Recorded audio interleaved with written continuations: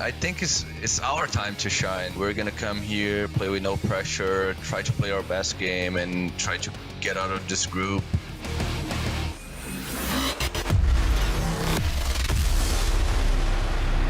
And getting out of this group is not easy when you've got teams like Na'Vi and FaZe putting up the performances they have so far. But this mibr also managed to take a map off of Na'Vi, and they have come in with maybe better results than we expected, considering what we saw from here in Europe. Yeah, it's safe to say we did not see mibr winning train against Na'Vi, and they did put up a fight on Mirage, to be fair.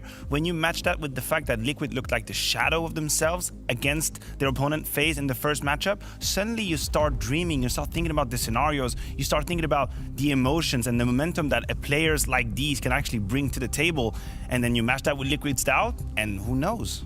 And when you're looking at Yell as an example, right, he just mentioned himself, coming into his own, but also now taking over the IGL side of things, he knows what this opportunity means for him and the rest of the team. Well, he's kind of been there before. Him and Cello, you see them highlighted here on the scoreboard as well, the two star players from mibr yesterday. They were in Luminosity when they were so close of breaking it through, right? They were a top 10, top 12 team in the world. They were playing ESL Pro League finals, they were qualifying for some of the big tournaments, but they never really broke through. Ever since, well, it's been a bit lackluster. We haven't seen Bowls the last year, we haven't seen Cello, we haven't seen Yell, and now finally they are here again. They are representing mibr, one of the greatest and biggest organizations Counter-Strike have to offer, and they have another shot at breaking through. Yesterday, of course, it wasn't a win, and that's the problem. They need to win games. They don't need to play close games. They don't need to make competitive games. They need to win them, and that's always been the case for these guys. They get so close, but they can't get over the finish line. Well, let's find out some more from Yell on how he thinks he's going to be able to take down Team Liquid as he caught up with Freya for the interview. Touching on Nak there as well, of course, he takes on the role of the strategical coach for the team, and he was saying he's been working with you guys individually on certain improvements. So how has he been working with you? Can you walk me through that? We have been working together and try to anti-strat other teams and maybe implement some new strats on our T sides, also on CT sides too. So he has been helpful a lot. I know that Cello also mentioned that balancing your economy was something that you guys were really focusing on and kind of struggled with back in the Brazilian scene. So how's that been going since you've come over to Europe? Have you made any improvements with that? Yeah, I think we did, yes, but it's not near perfect. So we want to be perfect on that, and we need to keep working on this segment to be better. So as the in-game leader, what are your thoughts of taking on Liquid on your next matchup? I have been playing against those guys all my life on NA. I think it's gonna be a good game. I think it's gonna be 3 maps, close games, and I hope we can win this time. And what are your thoughts now that they've got Brazilian Fallen on the lineup as well? How do you think that's changing things? I cannot say anything about Fahid. I mean, just his name says it all about his history. I think he's a great in-game leader and also an opera. So I think he brings a lot of new stuff to Liquid. And what Fallen does bring to Liquid we already know about, but one thing these guys need to make sure is they respect him outside the game, sure, but in the game they need to show him no respect and run over him if they want to try win. Yeah, it's such a unique predicament, such a unique situation, right? You have these players, these Brazilian players, obviously they probably adore Fallen as a player. He was the one with his team to put really Brazil on the map when it comes to CSGO. They were the leading squad. So how easy it is to completely forget all the respect you have for him and go on the server and destroy him, right? It sounds very easy to say, but let me tell you this, that does play a role. You're in a 1 versus 1, you know it's him. Whether you want it or not, it's in the back of your head. He is the godfather of Counter-Strike in your country. So it can be a double-edged sword. It can motivate you to hell to give everything you have, but you can also feel the pressure. You can hinder yourself. But I guess we'll see what kind of reaction we see out of this team. I'm just looking forward to see them play against each other. I'm just looking forward to see Fallen play against the players that, as you said, they've been following his career ever since he first started back in 1.6 to Counter-Strike Global Offensive, winning majors, being in mibr. They were probably dreaming of them to be in that position one day, and now finally they represent what is the greatest and biggest organization in Brazil. So, sure thing, I agree with Matthew. I think it can be a double-edged sword in the sense that it must motivate them. It must give them fire. It must ignite them. And Fallen, we saw him struggle yesterday, so maybe it's time that he once again show up or put it down. Whoa, put it down. Wow, big words, Pimpin. Actually, I'm kind of agreeing with you at this point because we now have a bit of an answer. We came into yesterday's matchup and we said, okay, FaZe took that big win. Maybe Liquid just weren't playing up to standard. But FaZe are playing very good. We've just seen what they've done to Na'Vi. This has me slightly concerned for Liquid. I guess it answers like 50% of the question, right? The first question was, how good did actually FaZe play? We didn't really know that. We've had the answer today. FaZe, very legitimate team right now. They had a tremendous performance against Na'Vi, even though they go 1-2. But the answer that we don't have is how much did Liquid really miss the mark? Was that really a day off? And when I say day off, I mainly refer to that new game. Because Dust 2, we can talk about it, but the new game was an issue, right? The fact that they got absolutely destroyed on a map they should have ready in the bag. That's used to be one of their picks when they played the global final. I still don't know what to make of it. And I guess we have to wait that series right here to see whether or not we have a reaction. Because you know, Fallen joining Liquid is a new story, is a new page in the book, right? And every game we see from them, we write a little bit more in that book and we learn more about it. Today, if they fail, then that's a new step, that's a new chapter, and a sad one at that. Well, let's learn some more about this new chapter. Fallen was catching up with Freya, and I know he will want to bounce back after yesterday. I know that Stewie also mentioned that you'd been working on the communications in the team as a whole. He was saying they sometimes have some calls that obviously you may not understand being a newer member of the team. So can you tell me a bit how that's kind of shifted? Were there any issues that you encountered with the team? There's always, teams normally have some keywords for some of the protocols they have or some of the plays they want to make, and they can just summarize what they want to do just by a few words. And you know, when you change, it takes you some time to go over all of those things because it kind of happen in different times during different maps and practice, and then you keep to try learning each one of those. So I think within time I'm getting more used to those things. And of course there is the language barrier as well. Sometimes there is some keywords or it takes me more time to realize what it is, but I think it's doing fine though. It's not a big deal. Now, you're going to be coming up to face your fellow countrymen in mibr and, of course, your former organization as well. So what are your expectations of what the Brazilians are going to be showing on the server today? I think they have been playing some good CS. They were able to pick up some maps against good teams in the recent shows they had. Have very good friends there. Hoping for a good match. It's going to be fun to play against them. Can you tell me a bit about the preparation for this matchup? How much input are you giving in terms of, you know, the preparation with Moses and Stewie as well? Can you tell me a bit about that? Preparation is, we have been trying different ways to prepare ourselves for matches during the couple last matches. And for this game, we are taking some consideration on what they have played last. It's still a very fresh lineup for them as well here in Europe, so there isn't much to take account for. And we're going to really look into ourselves as well, the things we want to do, and try to execute them properly as we want. Now, a bit of an interesting interview there, because that wasn't a Fallen that talks with the same confidence and bravado I usually get from this man. Something doesn't sit right with me. Well, there's two things to say about that interview. Normally, you see Fallen with a smile on his face, you see him very energized, you see him animated, even in the interviews. Don't often see him like this, right? I don't know if this could be the focused Fallen. This could be Fallen aware, you know, that this is a big task ahead of them, that this is not only a big game for him personally, of course, playing against his ex-organization, but also a testament to if Liquid right now are not able to beat a team like mibr, where's this project going? I agree with Matthew, it's still very early days for Team Liquid, but they looked so good at the global finals. They were looking, you know, they were looking fire. They were looking like exciting. I was excited to watch them again. And then after yesterday, you think, is that it? Is that the progress? Was that just the honeymoon period where you almost made it in the global finals? Now you come back to a real level and you can't beat FaZe, you lose 16-1. I don't know what to make of it. So I look for a reaction today, and Fallen's interview right here suggests that he's at least very focused on it. Well, let's find out what to make of the veto and what maps we're going to get here, because this, again, becomes a tricky one. It's a very tricky one. I might need your help, guys, on that one. When it comes to the ban, it should be Train and Nuke out the picture. I'd be surprised to see them remain over here. mibr not going to make that mistake and Train for Liquid. Now, mibr, we've had a very small sample for them. What I can tell you is that usually they win their map pick. That was the case at Summit. Obviously, it wasn't the case when they play Na'Vi. I personally think that Vertigo is a possibility. Thank you, mibr. Good one on that one. Vertigo was open. It's not the best one for Liquid, and it's a map that they've been winning recently. Now, for Liquid, couple of choices. Inferno is on the cards, and Inferno hasn't exactly been really great for MIBR. I think Mirage would be a mistake.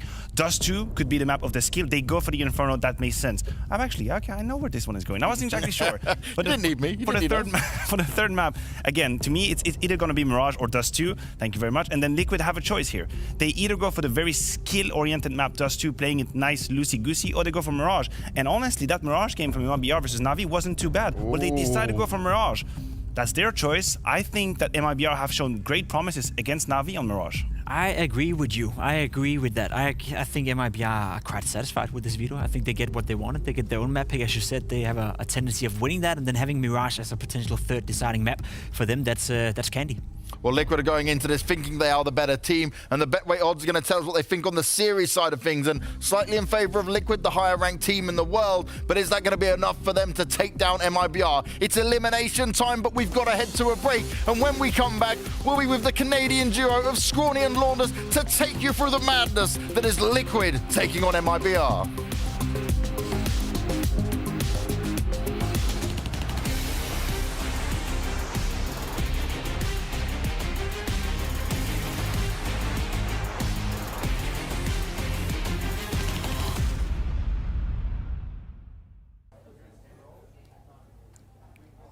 Hey, whoa, come here. Nope, no, come here. It's time to talk about Team Liquid.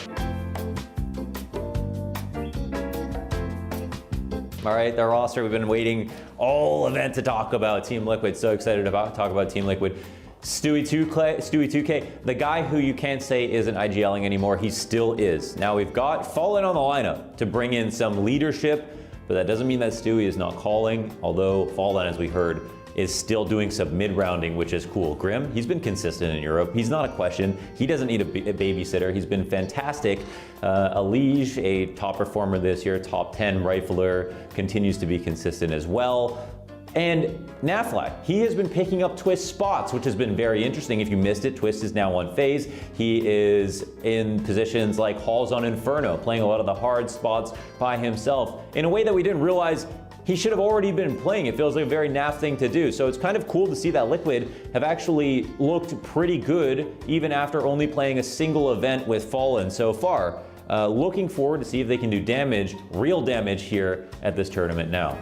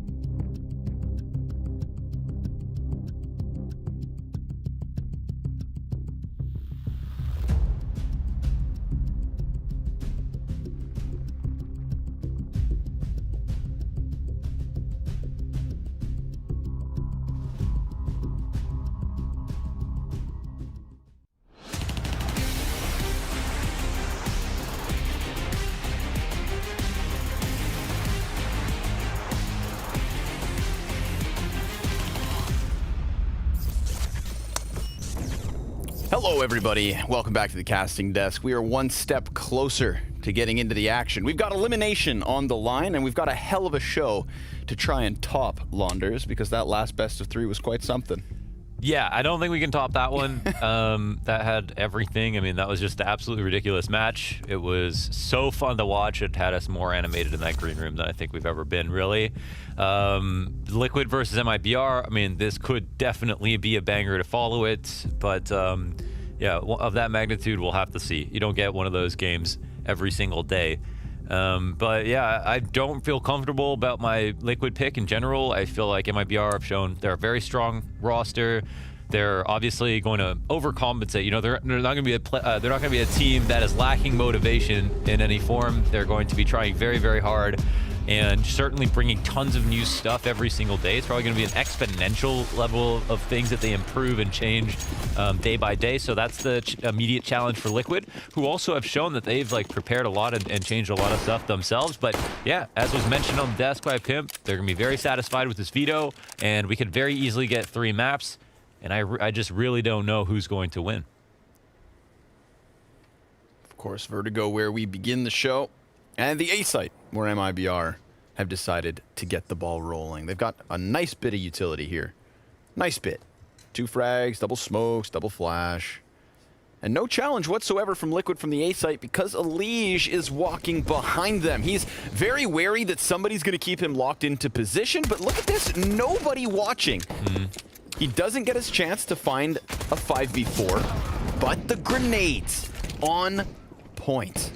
Yell's able to blow Fallen out of the equation. Bomb planted from Dinoco, and now Elige starts to round the corners. Again, they know he's back here. It's just a matter of him finding some sort of an impact, and with Esagaze up close, it's Elige to equalize. He takes the Gush, and then Nav from the bomb site itself is able to find impact. Grim, he's sticking that bomb all the way. No, not like this. I refuse to accept. Get ready for more. Vertigo like this. Yeah. Well, you can't really take a stand here because this is just the way it is. But on the bright side, for both teams, they understand this. So I think, you know, mibr realized immediately, actually, you know, we're within like half a second of actually pulling off this kill in time. So yeah, they realized it, but that's just the name of the game. I would like to bring attention to Elige and how well he played that after getting spotted, getting away, but still coming back and having impact. And, you know, recognizing that it's just too time-consuming to try to chase him down, so it made sense for them to go forward, and that he did have a way back into the round and found the perfect way to approach it, and also gave them enough space that he read what position they would try to counter him with, you know, tucked right into that corner. So super well played round by Elige in particular,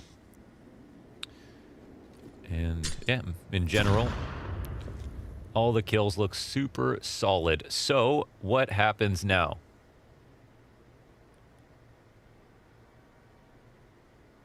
Liquid will upgrade. mibr have a good amount of control, sitting on the ramp, ready to explode.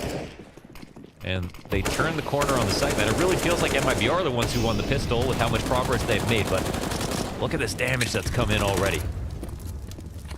I don't get mibr in control, but Cello able to find that bomb plant on the second attempt, doesn't get away. It was the first CT to damage him low, and Elige comes back at it.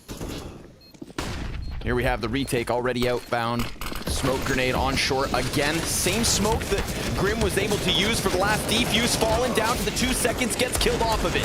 We've got mibr across the kill feed, but back into the 2v2. It's Yell to close as mibr rob it back. Such a mess, isn't it? But you know what, man? Like, with the amount of space that was there, I'm sure you didn't feel like that was over at all, right? Just because they killed Cello. At no point. They had some good guns, they had distance, and, you know, Liquid were coming off of a pistol round win, but it doesn't mean they have all the money in the world, right? They're coming off 2 plants here. They know they're running into a buy. It was hard to say that Liquid even favored at that moment with that bomb plant. So maybe that's where it got testy. And of course, it does come down to some crazy spray action. I honestly think this is a problem that just absolutely must be addressed on this map. I mean, I don't want to take up you know, viewers' time to talk about it, but I think this is just obviously stylistically, if the meta keeps coming back to this, even when teams have tried to do other things, of course, it's just something that's very, you know, it's just kind of unpleasant to be a part of and to watch sometimes as well. But in the meta as well, we have seen, you know, a lot of tactics emerge on Vertigo.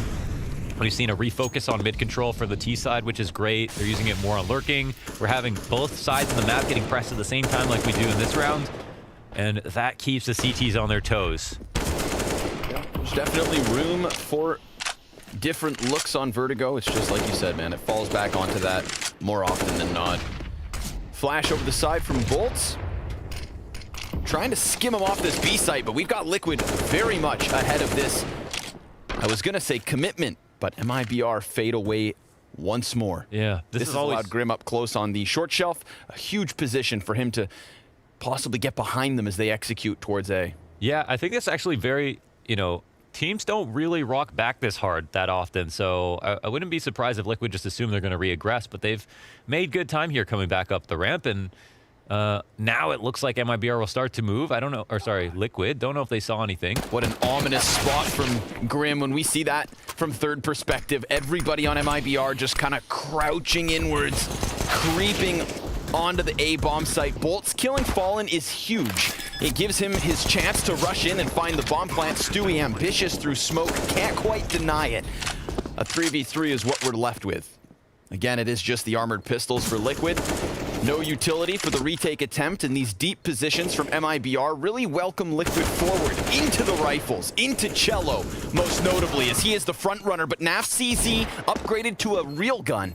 And with a player back behind sandbags, oh, he's found himself back into the cover. NAF has to contemplate the save. He goes ahead and concedes. MIBR find their second. Yeah, that's worthwhile. And you can see very clearly what MIBR's game plan is. Pretending it's going to be B here, pressing up. They really did do a good job of pulling the rotations from Liquid, but, have gone back to what they feel like is just the best course of action. And it has resulted in rounds 1 here. Now, it's a good opening tactic from Liquid to pull off this boost. Nice and clean. They get this kill. And I think, honestly, I like that Grim takes the fight, takes the shot right away, as opposed to letting everybody cross, because I think that's a spot that could get cleared by the third guy up. They might get suspicious that they don't see anyone, and there was a chance that he would get cleared by somebody else, even if the first guy wasn't looking. So I think that made a lot of sense, and getting 4 kills in the round is not so bad considering it was a force. They keep this AK, move it forward on Nafly, and MIBR, very strong buy versus just this one AK. So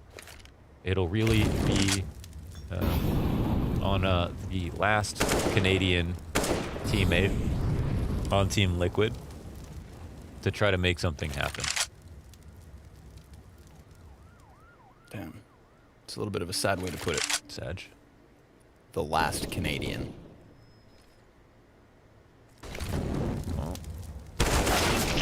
Gets himself at least 1 kill, and then we get a bit of an activation here from the mid box.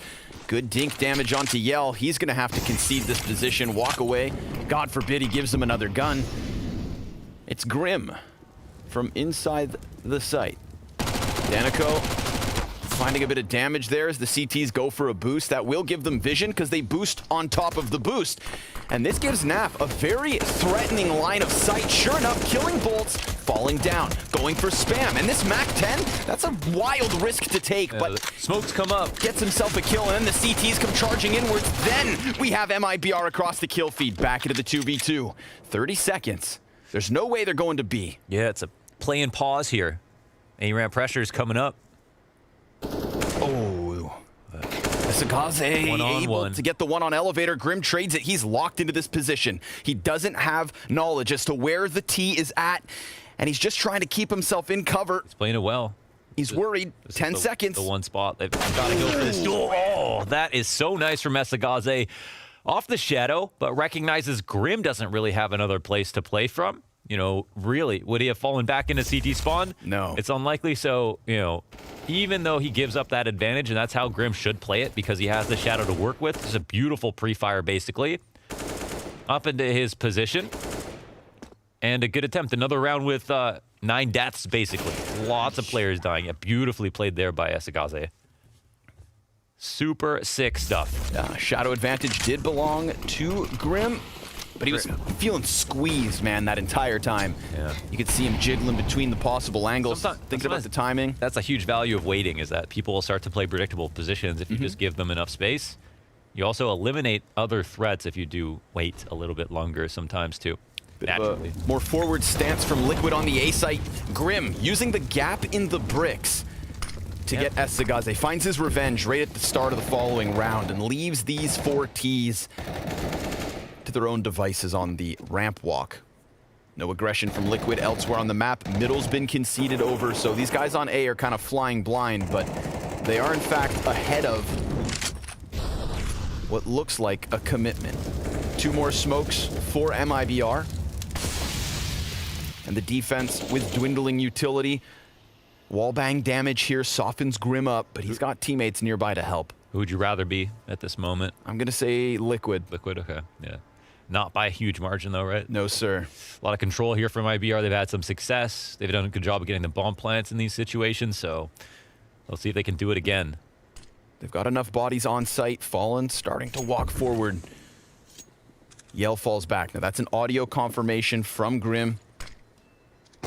That grenade's going to cut off line of sight. Oh, and Bolts, he gets Fallen right through where that smoke was going to pop. Grim goes down empty-handed, and mibr, 2 crucial opening kills. Naf's got somewhat of an answer here, and he's going to run forward, takes down Danico. That's at the hands of Elige. Stewie 2K looking for the clutch, but the op's back by Sandbags, and now he knows. But Yell, he's able to find that kill, and with one player yet again, for the second time back-to-back, mibr find the round and win. 3 or 4 rounds, 9 deaths. This wallbang right there, deep into Fallen. This was the thing that happened yesterday where Liquid gave up a little bit too much control, and then with that, FaZe were able to just crunch because like from there on, it was just flowchart. They had enough space that they could get all of their nades out, they could spam, they could do everything they wanted to. It's just that comfort zone. Liquid have to disrespect the comfort zone a little bit more. And I think that amount of space is being used very well by mibr. The game plan looks super solid right now. I think it's clear to Liquid what's happening, but the response is not quite there yet. All right, well, that was something that we kind of, criticized them for yesterday. The game plan coming into Nuke versus FaZe. It looked like it was there, but... Oh, Bolts! Just smashing his way into the B-bomb site. 3 kills versus these pistols. Through the smoke grenade. He knew their presence was near, but he didn't get flustered by lack of vision. He lines it up. Yeah, just versus the force, but okay, limited deaths until Grim comes through with a kill. Clan will go down on the A site, and they're already intent on hunting the CTs where they may want to try to exit. I'm not sure. Yeah, it's kind of random at this point, but okay. Elige will be heard above Bolts, who got that absurd 2K spray down through the smoke, and Bolts is going to chill for a bit. He hears the reload coming in. Can alert his teammates. There's still another player to worry about. And, I mean, these rounds have been very expensive, so it's a bit of a tense situation. You know, kind of a DMZ here at lower B where it feels like he could take a risk and turn the corner, but Elige is kind of waiting for someone potentially to come and hunt him down. So will he take the peek is the question. And we'll have that answered now. And wow, they actually play it with so much discipline here. They're more concerned about keeping 3 alive, which is actually a really good play, and trying to create a money surplus, which wouldn't be possible if they ran that risk. And I think that is playing to win 101 here for mibr. So a very good sign that they're really thinking about every inch at the moment. And now they're on fire. They win around finally with 3 alive. They're getting bomb plants every single time they attack a site, and yeah, they're definitely in the power position versus Liquid. They're trying to put scraps together to get all these defuse kits, get this op. And they refuse to try to attack this A ramp problem head on. Yeah, they did it once. They really believe in their retakes, but I think that's clearly not looked like the appropriate game plan so far. And maybe there's certain things that are going wrong, which they feel like they're getting unlucky with. So, maybe they can try it again. Yeah, the one round Grim stuck his face next to the sandbags is when they had the 5v4. Yeah. Ooh, sketchy spot for Naf. Oh, but he gets Bolts over the shoulder of Cello. No trade kill back for mibr in that one. Maybe Esagaze activates in middle. We do see the B defense being drawn forward, closer towards the ramp. The flash is good, but it wasn't in the eyes of Cello. So Naf is the casualty. Oh, Grim, he's going to hear that. He'll chase his prey down the ramp, but look who squeezes for mid control. Esagaze here in such a prime position. The op does not get caught out, and now the players are rotating over towards the B side. He doesn't want to overplay his hand and get caught by a rotator. He can help take down the one defender here. He's in the open. This should be the round over as soon as he finds this kill. I mean, this really is going to be a difficult spot for Liquid, but we'll see how it plays out. Clotheslined. Esagaze slipping in through middle. We saw Fallen kind of floating the op, but Elige, he's going to go ahead and take an initiative. Now he knows there's a player stranded on site. Bomb planter couldn't have gotten too far.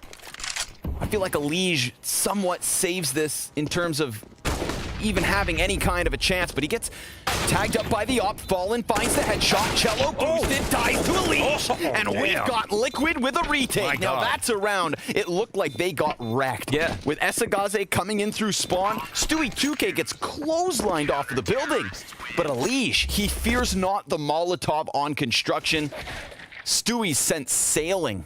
And I thought that was the round, but MIBR's streak comes to an end. I don't think Esagaze overplayed in this situation. He threw the molly down. Elige just made a better play, and he had to take the fight there. He could have won it. You know, he could have won it. He ended up losing. It's still a 3v3 from that point, but that's probably where, you know, odds swing heavily back into the favor of Liquid. Heroic play here from Liquid to bring things back, from Elige to bring things back at least. Bolts actually only has a deagle, so they really are just paying for the fact that a lot of these rounds have been close. Now there's a really good chance for Liquid to get back into this game. Another opening kill for them as well. I mean, yeah, for a minute there it looked like Liquid were just picking up pennies in front of a steamroller, but suddenly MIBR are the ones who are economically in the dumps.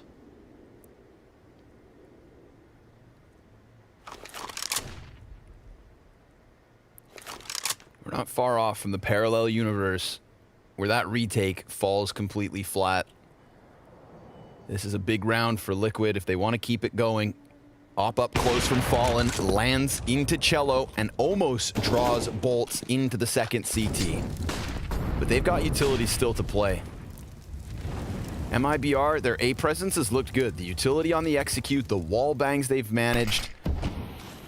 And more often than not, we are praising them on this half of the map, but in a two-man disadvantage, we'll see. Elige trades back as Bolts boldly peeks into the fire. Yell, he's looking for a target inside of the site, but Elige heads up. He could be coming alive tonight. Yell, fully blind, goes down as Liquid take a third. I like the way they're weaponizing Grim for a lot of these peaks early on in the rounds. He's had a high success rate so far. I think he can continue to be a problem. And same angle. Crack peek on the sandbag, yeah. And I think this is just so important because it takes the edge off when it comes to a post plant. Like, I really believe that there's certain teams that we're seeing, like Liquid and EG, have drilled their retakes to the point that it feels like they're almost crippled by them. They really want to get to those positions and go for the retakes, but from all the rounds we've casted, and we've casted so many goddamn rounds at this point, it doesn't feel like you can actually find a guarantee a retake in a sense that, like, you can have a huge advantage with the weapons and everything, but since you have to attack coming into the site, there's just so much opportunity for a huge play to be made from a single T in a position, and time sometimes becomes your main enemy. It just feels like the pressure results in just like too much variance on some of these retakes. So I think it's good to be able to retake and know you can be comfortable doing it and get that space, but sometimes I think you need to be flexible enough to also disrupt a planner, make an individual play if you feel the moment, not just save up to play a perfect retake, because sometimes that's just not how it ends.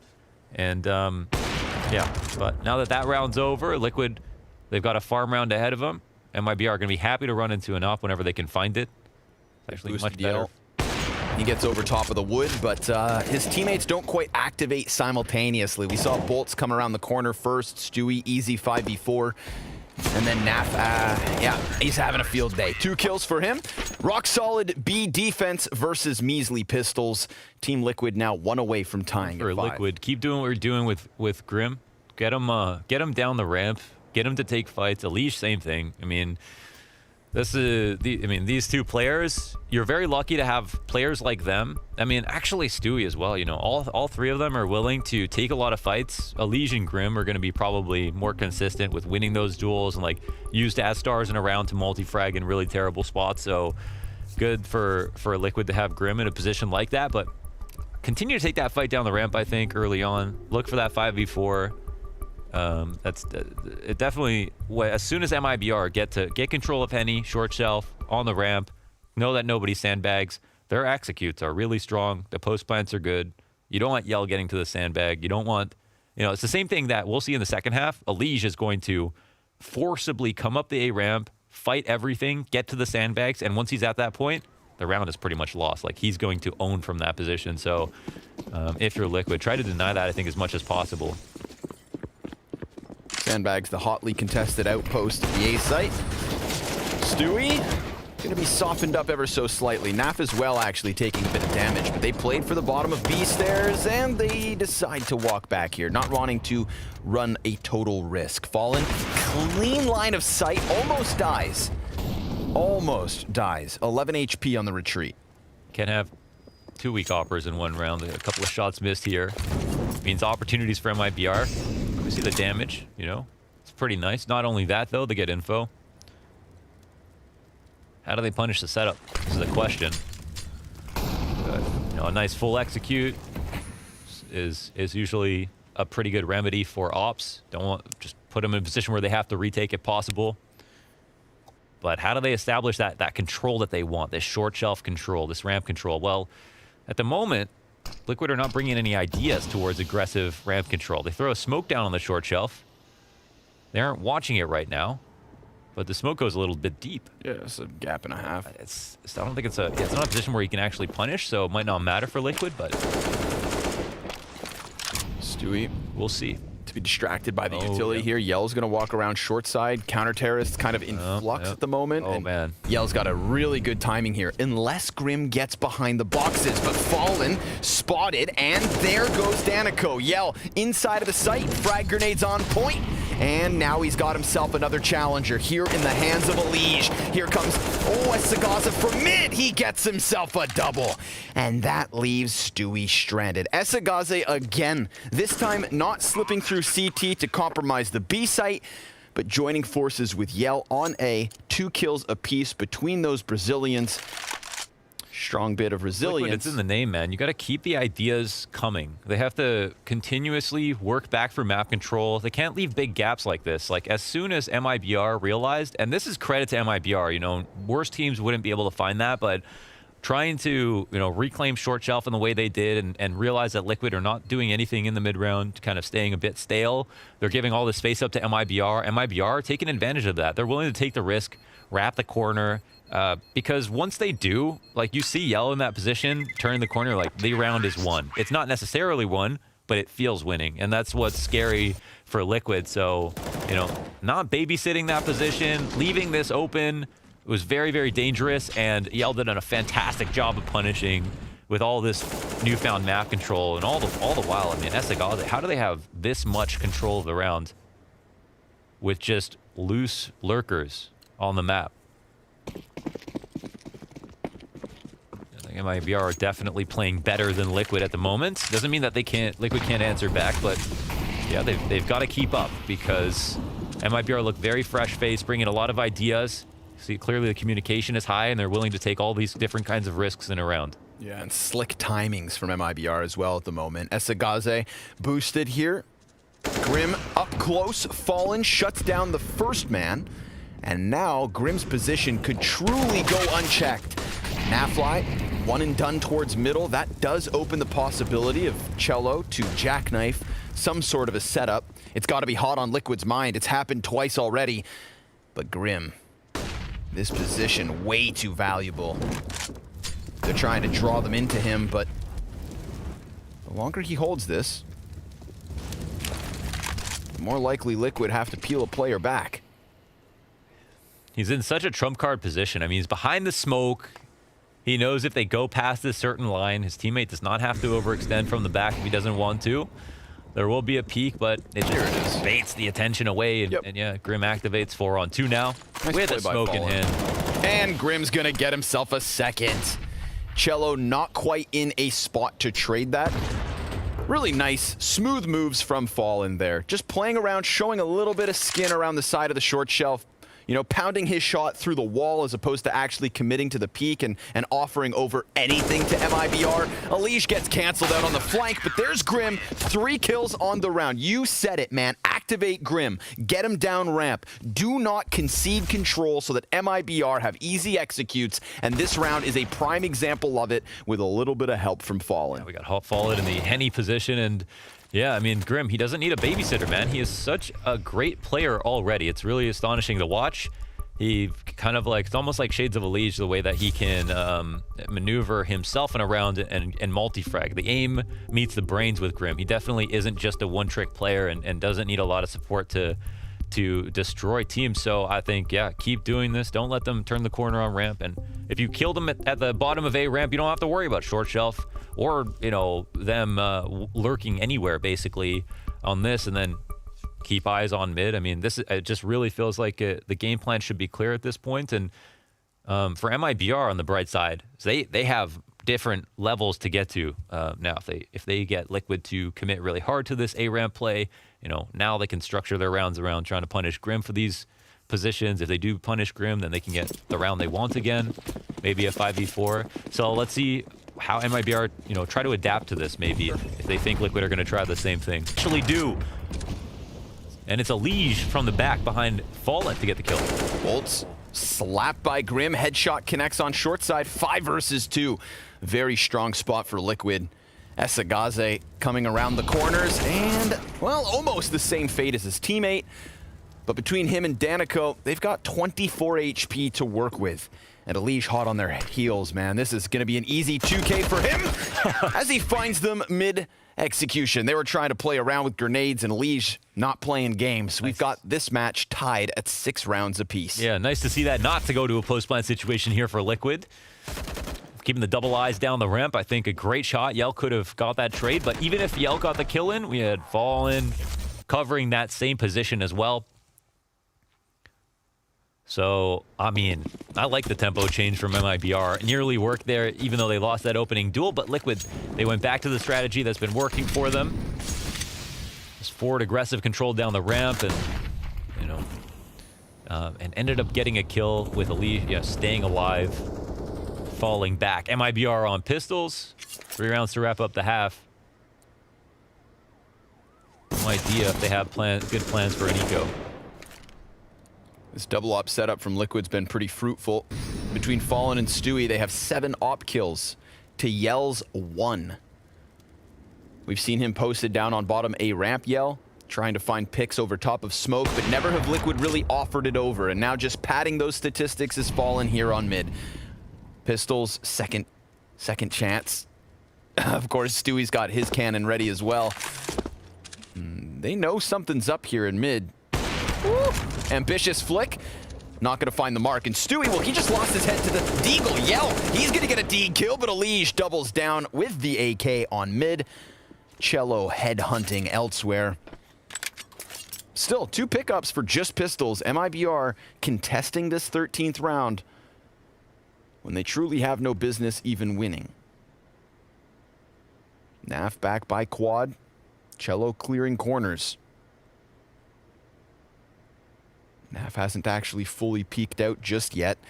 Cello's wary of the spot, but Elige going to take his attention away. Oh, he even has a very real heads-up awareness of the situation. Yeah, I love how you're scared just because of how many rounds have come this close or even been won for MIBR. Definitely impressed in this half. Not over yet. Small lead for Liquid, but not a comfy one. Not a comfy one at all. I think it does serve as a strong reminder that 5 of the 6 rounds from MIBR were in the opening 6. Liquid wins pistol, lose 5 in a row. And then we see a little adaptation. Yeah. We see a little bit more forceful of a setup down this A ramp, and maybe we're going to get more of it this time with Grim heading over there. But Fallen is the solo op here in the 14th round. Naf tucked down B, Cello crosses over. We've got a couple of players from MIBR challenging Yellow Tarp over on the A site, but there's a real possibility of the kills coming in from B. No, Fallen, he extends into Danico. It's gonna have to be Grim to deliver. He's got a player right ahead, snaps back, and gives us the double that Team Liquid need. Wow. What would they call that? El Monstro? That was nasty from Grim, but okay. Over. His friend Elige, who comes in to refresh his position, gets taken out, and they know that Grim isn't here as well. And Yell has gotten tons of info going up from the short shelf and coming back to the sandbags. And he's just putting a pin on CT to make sure no one can rotate through. Bomb needs to get recollected, but, you know, Grim's low. Stewie and Naf, they've got grenades to work with, and I think they're going to be inclined to sit and wait as opposed to, you know, throw this away, trying to get info back. You know, CTs are in an advantage position, but it feels like they might give up a plant here. Smoke to elevator would block off Grim. Nobody's actually cleared short shelf for MIBR. There's a chance Grim's in one of those corners. Bolt's gonna take the chance, and down goes the plant. Despite half of his health being taken away, he immediately puts out the fire, and then he's gonna go ahead to fall back. We've got no flank for Liquid. 3 players at the helm of this retake, but we said don't give Yell this position, and right now he is locked in on it. He saw a player slip by. Smoke grenade extends, now bolts from short side. He drops Grim, sees Naf, and can't do anything about it. A retake here from Liquid gives them a 2-round lead. Yeah, it's well played. Another good round here from, actually from Nafly with the 3 frags on the retake, but a key one from Elige going up top to take out Yell at the sandbags. It's a handshake agreement at that point. You know where the offer is. That duel's got to come down. Incredible 2K from Grim as well as the sole man on the site. If he died, that site would have been completely taken over. And the the CT rotations would have been fossilized, sitting in CT spawn, waiting, with a player disadvantage as well. So, just, I mean, again, just huge plays from Grim. Run boost. Really keeping Liquid alive, and a successful run boost. It might have got spotted. I'm not sure. Yeah, Nafly looks like he's seen something. Yeah, but that's what he has to ask himself. Right. Guys, am I seeing stuff? The terrorists by jetpacks? Smokes go forward from mibr, and so does Stewie2K. He actually loses a third of his HP. Takes a position on box. Oh! As he dies, he finds the headshot versus Cello, and he saw 2 to 3 Ts sitting down there. Yeah, definitely. Worthwhile, Causes some grenades to come through. For mibr, they realize that they've been exposed a little bit as to what their intentions may be, but the bomb was not spotted. And as long as they delay, they kind of reset the position a little bit. Let's see how the CTs will continue forward. Naf and Elige, they're creating a connection here on the B site. Not pushing or anything, but staying close together, tethered. Continual spam going on here. Danico coming up from the A site. He's going to get a challenge versus Grim, but he loses it. Grim just flirting with the sides of the elevator. Esagaze going for the bomb plant. He's going to be able to commit to that one. Yet again, they put out the fire that's meant to fluster his feet. Naf with the headshot versus Yell at B. Leaves the 4v2 to unfold here. But we've got full HP on both Bolts and Esagaze. Counter-terrorists at a disadvantage in that regards. Grim, though, doesn't need much. Goes ahead, finds that kill towards short, but now it's Bolts in the clutch. The 1v4. He's got players low, but he can't control all of their peaks. It is Team Liquid with a 3-round edge. But that game versus Navi was no fluke. mibr take to the defense after the break.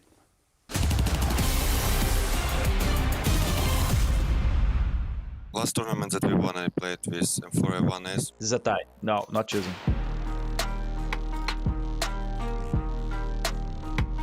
That's the one I'm talking about, the Prince string. I have it. I unboxed it. First honor, I'm gonna go with that one, but Mech Industries is not bad too, to be honest. The Mecha Industries gets beat out. It's the print stream for that beautiful pearlescent finish. The print stream, not just because I won blast with it. Print stream, it's very beautiful skin. Definitely the print stream. I mean, they're very similar, but I think print stream looks way better. Player 2 against Chanticle's Fire. I'll go Chanticle's Fire here. No one wants to be player 2. I have been player 2 in 2016. It sucks. You always want to be number 1. Player 2, please. It's got that Mega Man vibe. Some baby face, what's that? I think I would pick the player 2 M4. This M4 has more details. I go for the player 2. I think Chanticle's Fire is too much, like, contrast, Definitely player 2. I think the Chanticle's Fire is actually one of the ugliest skins in the game. Cyrex is very classic, right? It's been in the game for ages. I'll go Cyrex, just like me, in the game for ages. The leaded glass has an awesome 3D effect on the side of the skin, so leaded glass wins out. I would pick the classic Cyrex. Colors is nice. This one I go for Cyrex. It's a beautiful skin. I like it. I'd say Cyrex. It's one of the better A1S skins for sure. Hyper Beast against Decimator. The teeth down the magazine, dude, that's big bonus points. Hyper Beast. No, the Hyper Beast as well. It's easy to choose between them. Yeah, like I said on the Alp, Hyper Beast for me is a very good design. I think the Decimator actually over the Hyper Beast. This is tough. Why you guys put those two together? Because both are great. This is a 50-50. I'm not choosing that one. Sorry. No, if I have to, I'll quit. Retire. I'm not choosing it. Blue Phosphor versus Guardian. There it is. The blue phosphor. Guardian. I would pick the blue phosphor, brighter M4, I guess. Those guys are making my job much harder in the back here. But I'm gonna go Guardian just because I like Guardian. That is a classic. So I would actually have to say the Guardian skin, just because there's more like creativity. So I go for blue phosphor. It's a very beautiful skin. If I have to choose one M4, like best M4S, I go for the blue phosphor. Icarus Fell versus Bright Water. Icarus Fell all the way. That's a 100% skin. You'll never get Bright Water. You buy Icarus Fell for sure. The Icarus Fell because it's got the lighter tones. I would pick bright water. I played with it a lot at the beginning of my journey. I go for Icarus Fell. Bright water is like all the same. Actually, I would say Icarus Fell with the bright like blue and everything.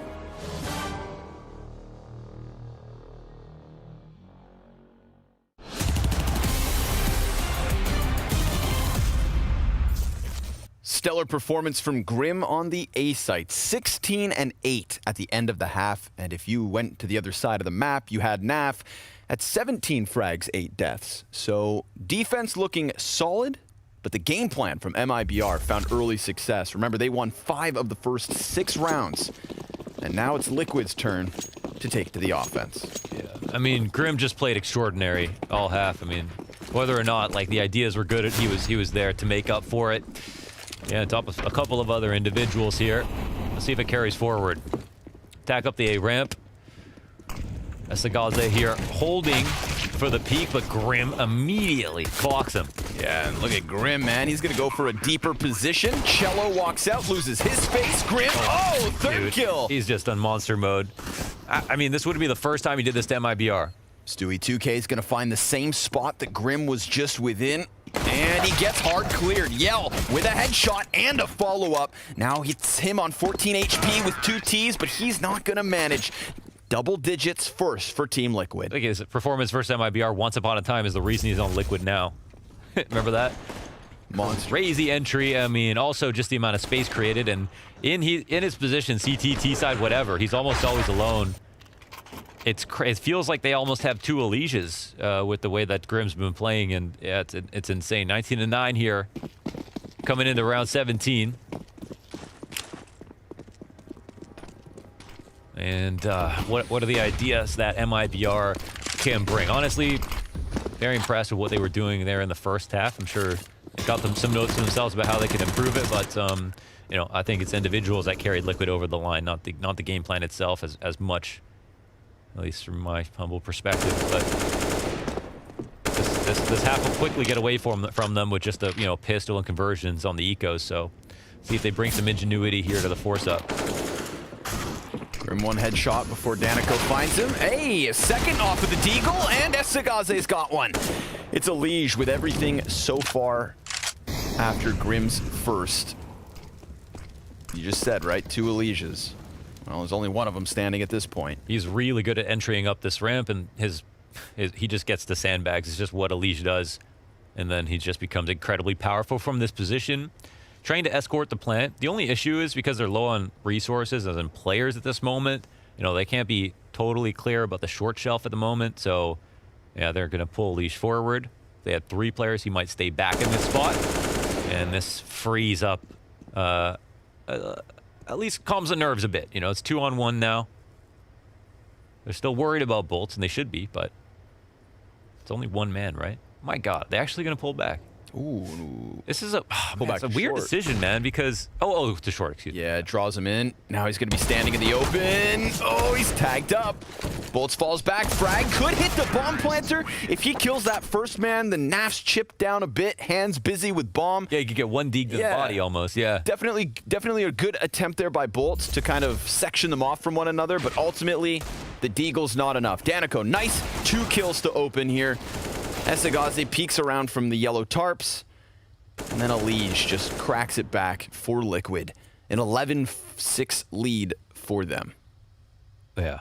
What's wrong, Stu? It's for them just all about converting at this point, because, yeah, 5-round lead. I don't really care how close it gets. They know mibr are not going to be able to invest too much. I do upgrade a couple of Deagles, which is kind of interesting, actually. I think Bolts talked about forcing too much, and that's something that they were working on. when it came to their matches in Brazil versus playing now in Europe. Yeah.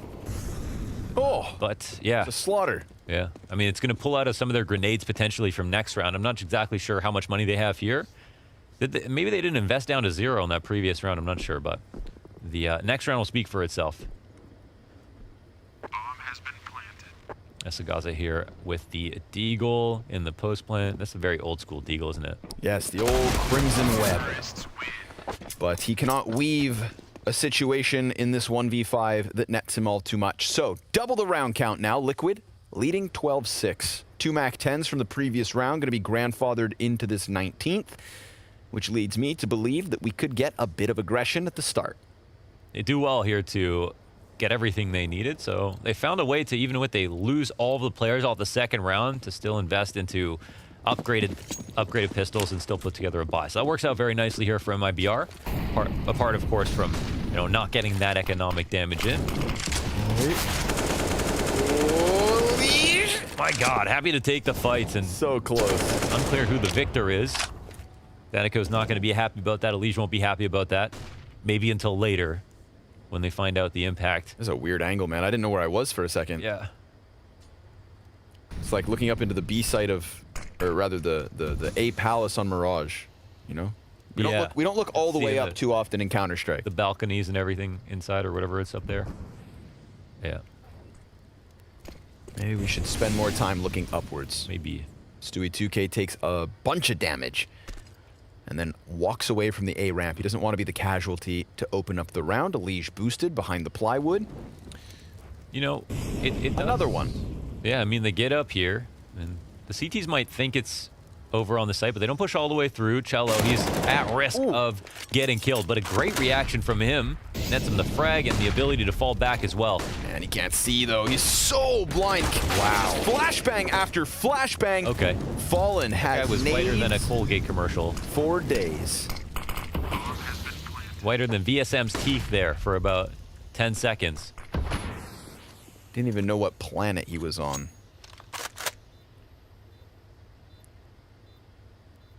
And off of the back of that, we're going to have no contest from mibr. They retreat and save for the next one. 13-6. Oh my God. Off of the back. What did you say?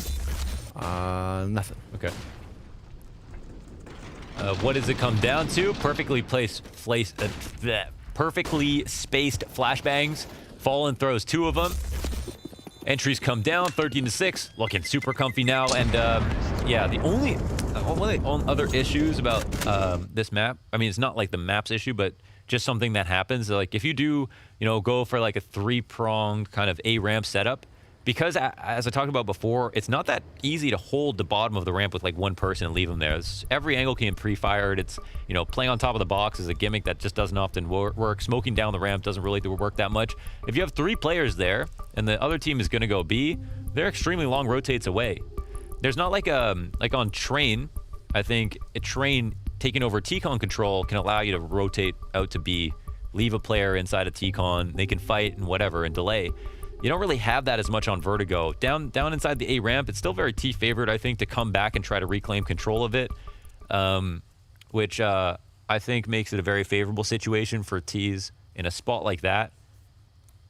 But, you can get the CTs to play situations like that just based on conditioning, like, oh, we've always been taking A ramp control, come and try to, take control of it. So that might have been Liquid in mibr's head a bit. But either way, one of the last chances here in the game for mibr to come back. They don't have an op to help them out, but they do have kind of a new setup, new idea. We're here to try to fight A ramp control as hard as possible, make sure no one pushes down. And again, Elige just deserves a Medal of Honor for how brave he is at all times coming up the A ramp, bullying, short shell, fighting, spamming, walking through grenades. He's very comfortable in all these different fights. It's a role that would break a lesser man. Yell gonna have to leave his preferred position. Danico dies to Stewie, spammed through yellow. And Yell still close enough to challenge here. M4A1S. 4 players ahead, sees the head, and looks away. But CSGO He's got himself 2 kills. Is that off the flank? Where did... Oh, he just peeked away off from short. Okay, 2 on 3, 50 seconds. No B players at the moment. There is an opportunity for Liquid. They don't know it, though. They think they're just getting hot flanked. And that means they're just going to, what, late come back up A or... Oh, faking the rotate potentially here. Fallen waits to try to pull something back. It's a bit of a gimmick. They're obviously losing when it comes to resources. mibr can sit 2 here, rotate 1. I don't think they're going to care very much. Here we go. Molotov should clear the corner so that they can just focus on sight. Last bits of utility thrown out, and CSGO, he's going to just rush right in, and he dies for that decision. Then Bolts does too. Stu with 3 kills, leaves Cello, and he's not able to just exit straight out through that smoke. Team Liquid in the 2v3 to the 2v1. They get their bomb plant, and they push mibr's last player into the retake. Now, he does have a kit, but he only has a flashbang.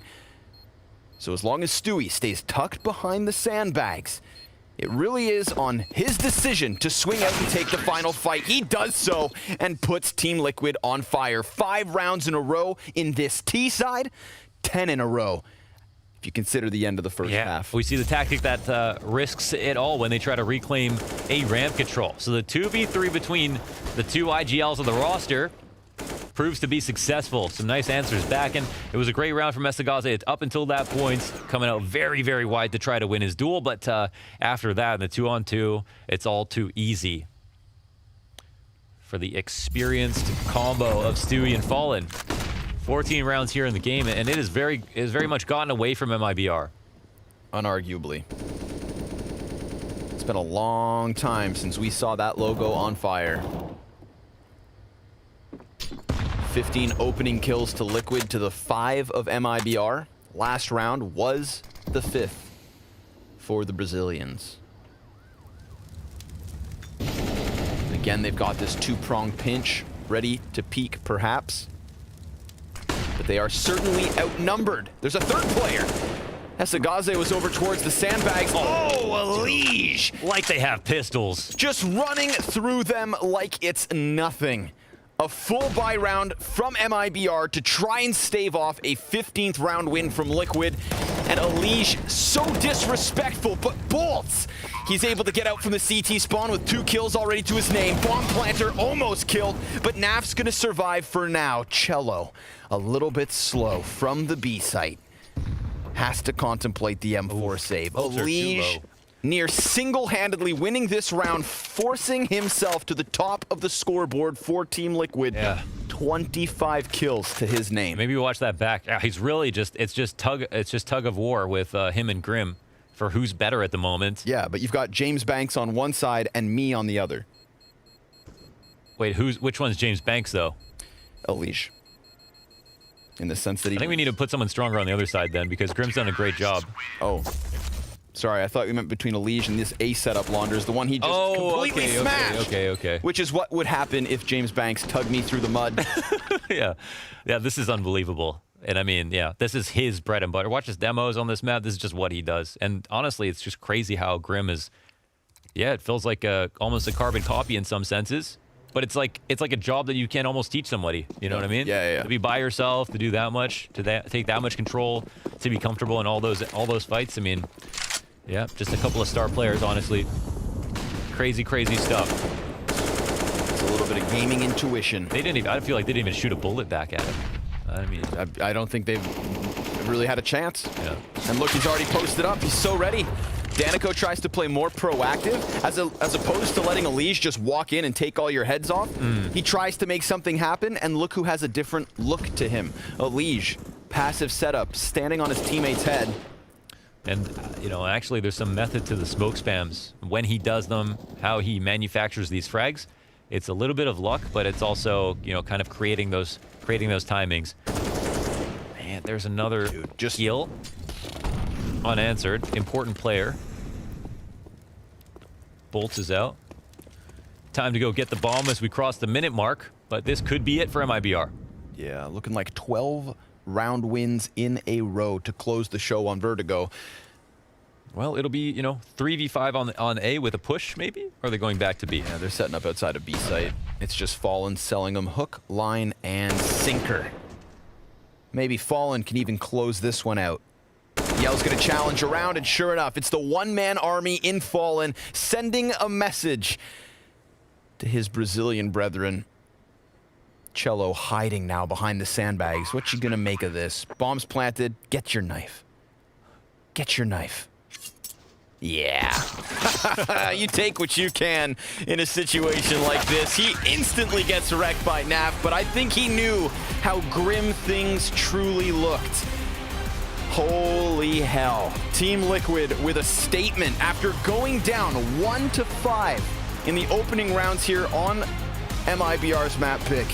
It is a total turnaround for Team Liquid. At the individual level was just as high as you would expect. And, so many good things to say about the individuals on Liquid. I still not super convinced by, like the way they played maybe in the first half, but overall they made up for it with just, again, the superstar potential. Amazing map from both Grim and Alish. Grim going down the A ramp, Alish going up the A ramp. Tough stuff. But of course it's a best of 3 series, and it was in map 2 that MIBR took Na'Vi the distance. Can they do it to Liquid yet again this evening, or is it elimination that they'll face?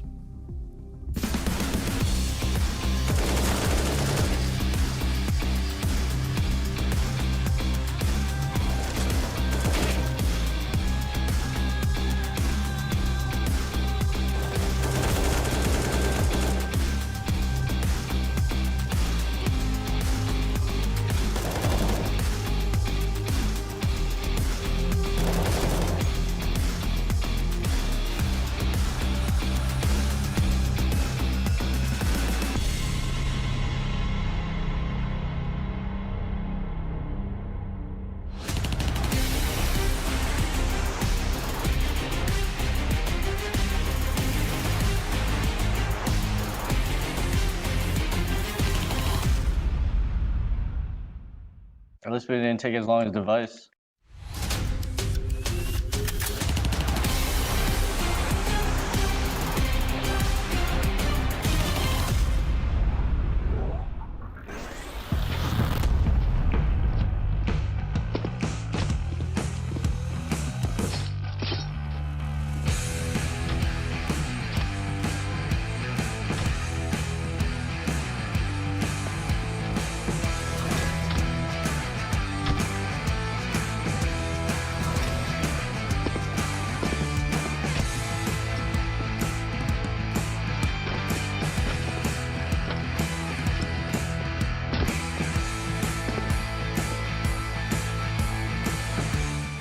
No way, man.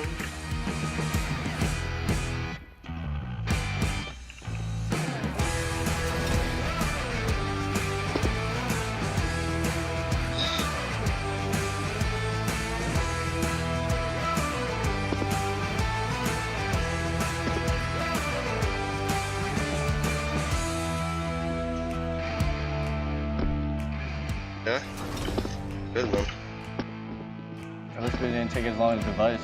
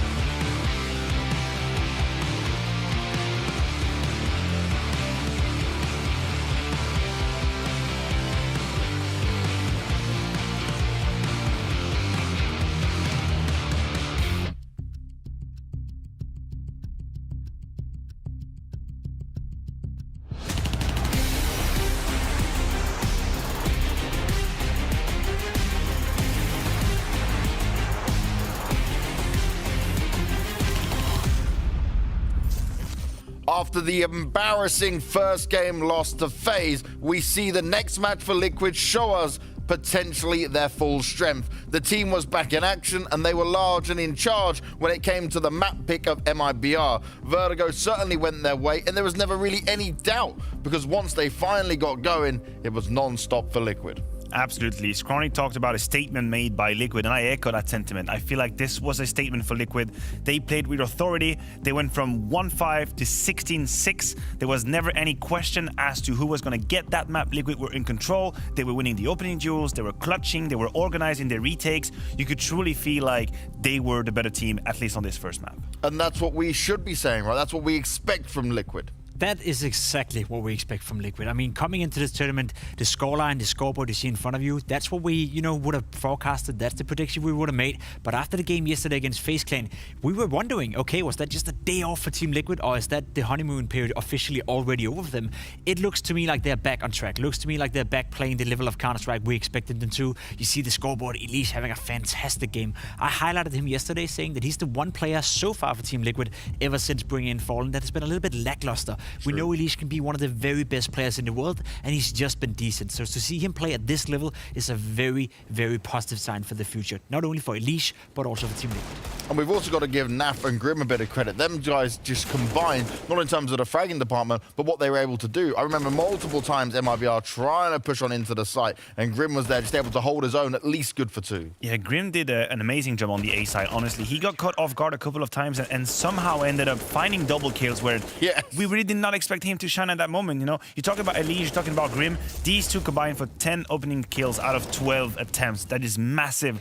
Grim, the man that we have on our screen right here, like we can see on these highlights, saved the A side a couple of times. He was very proactive as well. Look at the position he's having right now. These are the kind of performances we have to expect from a lineup like this. But when you look at mibr, you Fraggers, we talked about Elise, you also have Grim, you have Natfly, Stu2K finding impact.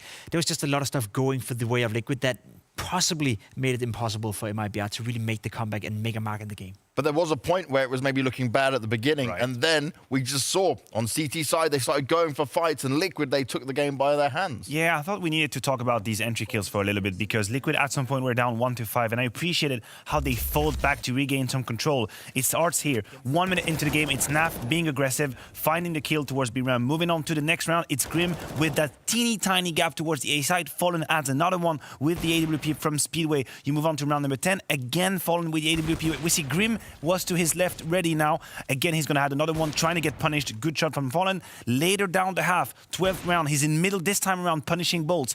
They were everywhere with the AWPs making differences, but also with the M4. Elise, a man that we have on our screen. Why not again? Because he was so good. We can probably have it 5 times because he was a beast today.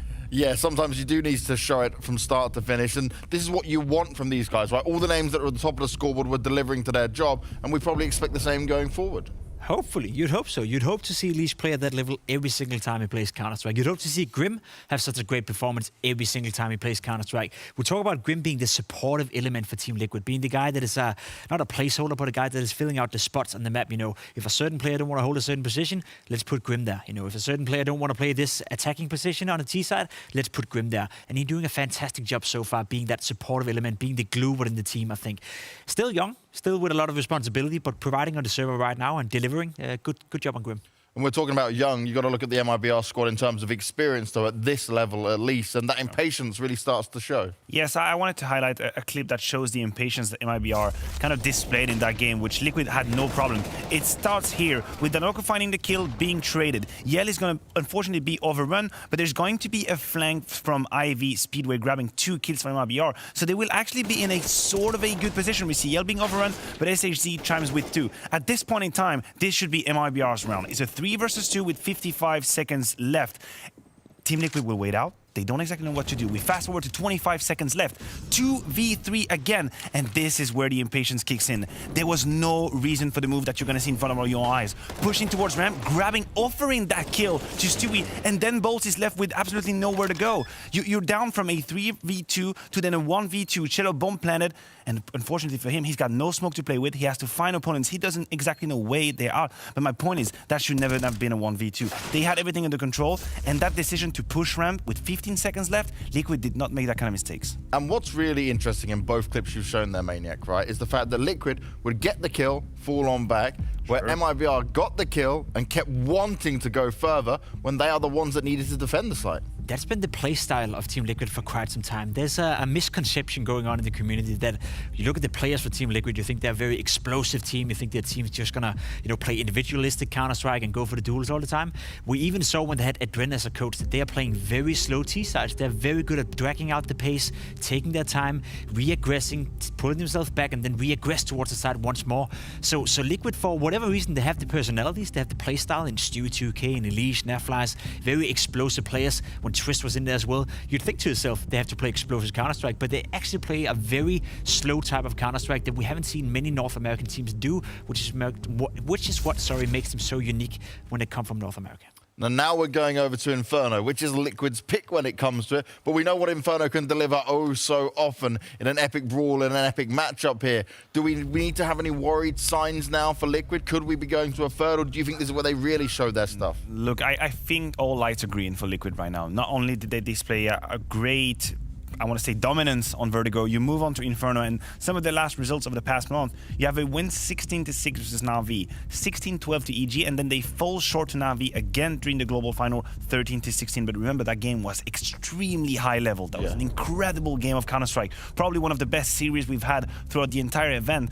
So you have a Liquid now that is very seasoned on the map. They are veterans of Inferno, I have no doubt about it. Whereas mibr, it's been a little bit scrambly. They lose to Cloud9 during Summit, they lose to FaZe as well in double overtime. Granted, they beat Heroic. I don't exactly know how much stock to put into it because Heroic is kind of a question mark right now. Yep. But for Liquid, if this is the Liquid from Vertigo moving on to Inferno on their own ground, should be 2-0. I agree. All greens are light. We had Fallen in this game, right? Fallen didn't have a lot of impact. He was playing a decent game of Counter-Strike. He didn't make any mistakes. We have his stats pulled up right here.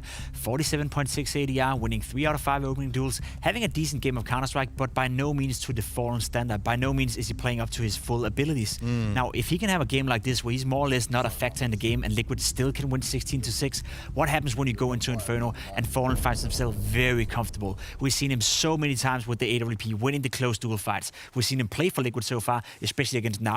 You said it yourself, he was pulling up a 1.20 rating, being one of the difference makers on the server. If Liquid are able to beat mibr 16-6 on their own map pick without Fallen playing well, what happens when we get into Inferno? I'm afraid. Oh, yes, we will be afraid when it comes to, we'll be afraid of what we see. But let's take a look at our betway odds and see what we're going to have for the rest of this series. Potentially, it's just one more map. And by the odds, it says that it could just be one map. It looks like it could be Liquid all the way. Look, you're moving on to Liquid's turf. You have the individuals that need to shine, who play great on Vertigo. Elise topping the charts, Naf playing well, Grim chiming in as well. And as Jacob was pointing out, Fallen with more to offer. What else do you need? What else do you need? Well, maybe they won't need anything else. Maybe all the stars will align for Team Liquid as we're going to kick it over towards a break. But when we come back, we're moving to Inferno. And mibr, they are fighting for survival because if they lose this one, they are down and eliminated to the showdown. Liquid march on forward and will face FaZe Clan tomorrow, but they have to get there first. Let's see if it can be done.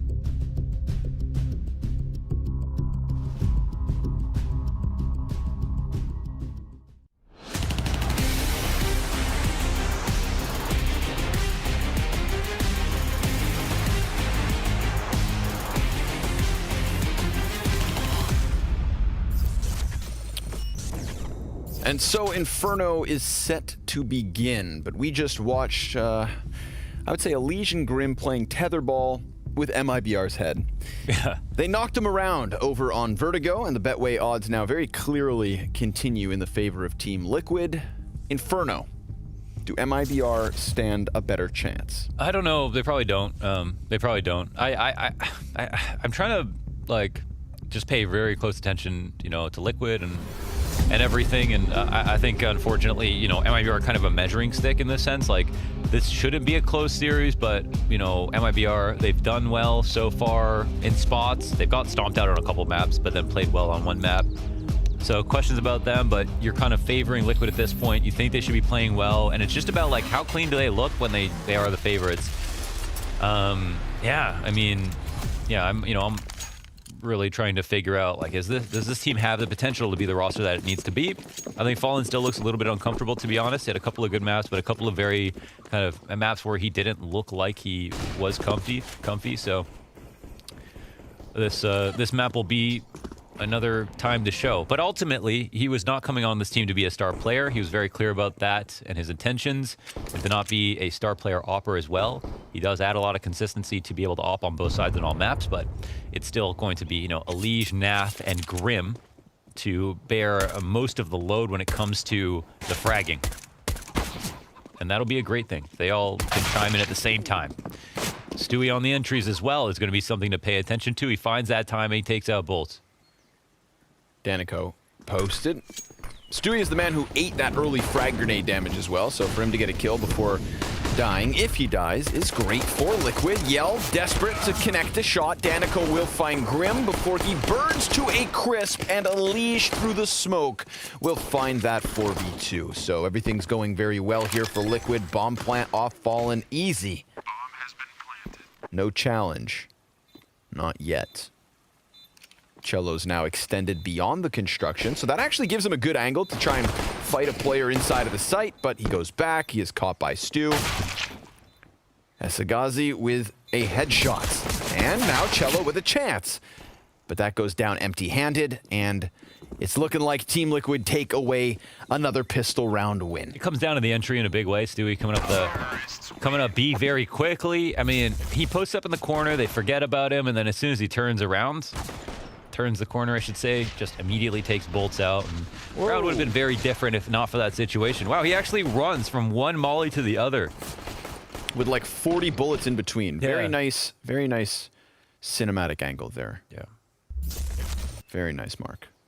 Okay, Liquid in the power position. MIBR forcing up once again. 5 Deagles here. Armor on everybody, spending down to 0. Surely and Liquid anticipate this. Yep. Is the Deagle overpowered? For the 2 body shots, I think there's a very good argument for it.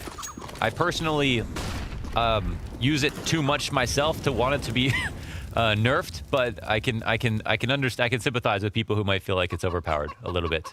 It's very strong.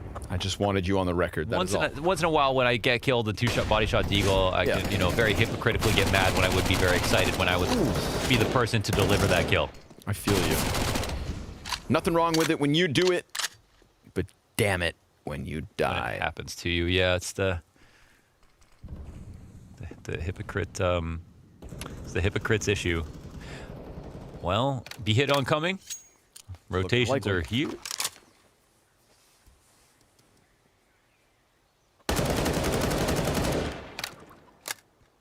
Maybe Elige feels up the A site a little bit more before they go for the commitment. They did just get that smoke grenade out of MIBR.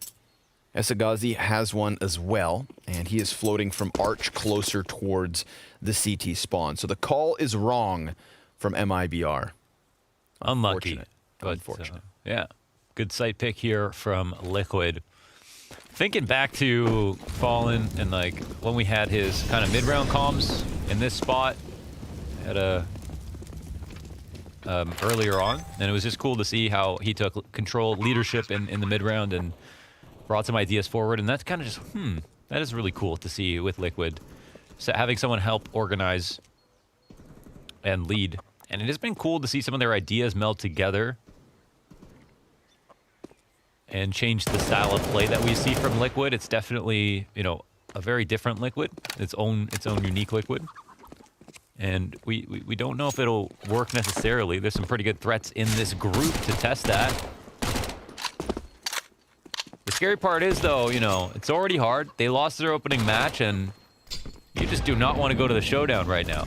No, you don't. No, you do not want to go to the showdown. That's the most horrifying. You honestly might as well just skip the showdown, right? Because of how hard it is at the moment. Yeah, you call in sick if you have to go to that. Yeah, I mean, at least it might only be one best of 3, and then you go home. But yeah, the showdown's cutthroat. The best part about it is it's the best of 3 single elimination, so it's super fun to watch. Someone gets eliminated every day, but 2 people get eliminated every day. 2 people get eliminated every single day, but they also had the chance before the showdown to, you know, skip it. So it's no fault, but the team's fault at that point. Yeah. And we saw some teams say, like, you know, they wanted to prioritize certain events over others in terms of playing together in their boot camps. And, well, decisions were made, mistakes were made. And now we've got Astralis and Vitality down in there. Grim up here dies to Danico. That Deagle on Banana with 2 players behind it. Galil for Fallen will keep these guys corralled. But he's got to get out with the bomb as Stewie opens up onto Arch side. There is a CT inside of the A site. And then mibr have 2 of their other players rotating around the spawn. Stewie's going to challenge the bomb site itself. Naf anticipates a short peek, and that right there is going to offer over the bomb plant. Bolts comes out from smoke and dies. And a 3rd round for Liquid at the start of this second. It's too calm. It's too easy here. No pressure coming in for mibr. And not much to work with. And, you know, we'll see what happens next round if something more interesting will occur. But so far, so great here for Team Liquid. Very minimal losses. We're going to the next round. The most amount of money possible. Wow. Well, maybe not. A couple of rebuys potentially. Great shot here from Danico. He's got the hacker skin. No skin. Do you rate any of the... So, like, I put a 2014 LGB Holo on, like, a lot of my default skins. Yeah. Everybody point and laugh. I get laughed at for that, but I actually like some of the default skins. Like, I like the default USP, which I have it on. Yeah. I like the default M4A1S. I've always believed that if, like, the default USP, like the black USPS, if that was a skin, that it would be worth a lot because it's, like, the classic black. So, like, that's kind of how I looked at it. Call that the poor man's fallacy. You don't believe that? It's like people who say they like 99-cent noodles. Okay. I mean, all noodles are 99 cents, aren't they? And I love them. Yeah. Yeah. That's not a good one. Point in case. Case in point.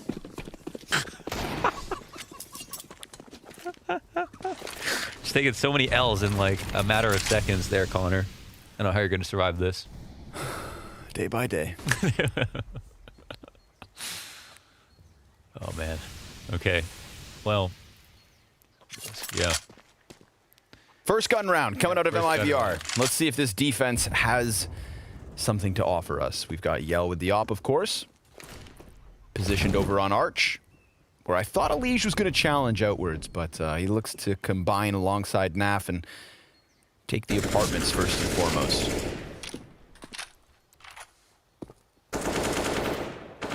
They got space. They got lots of control.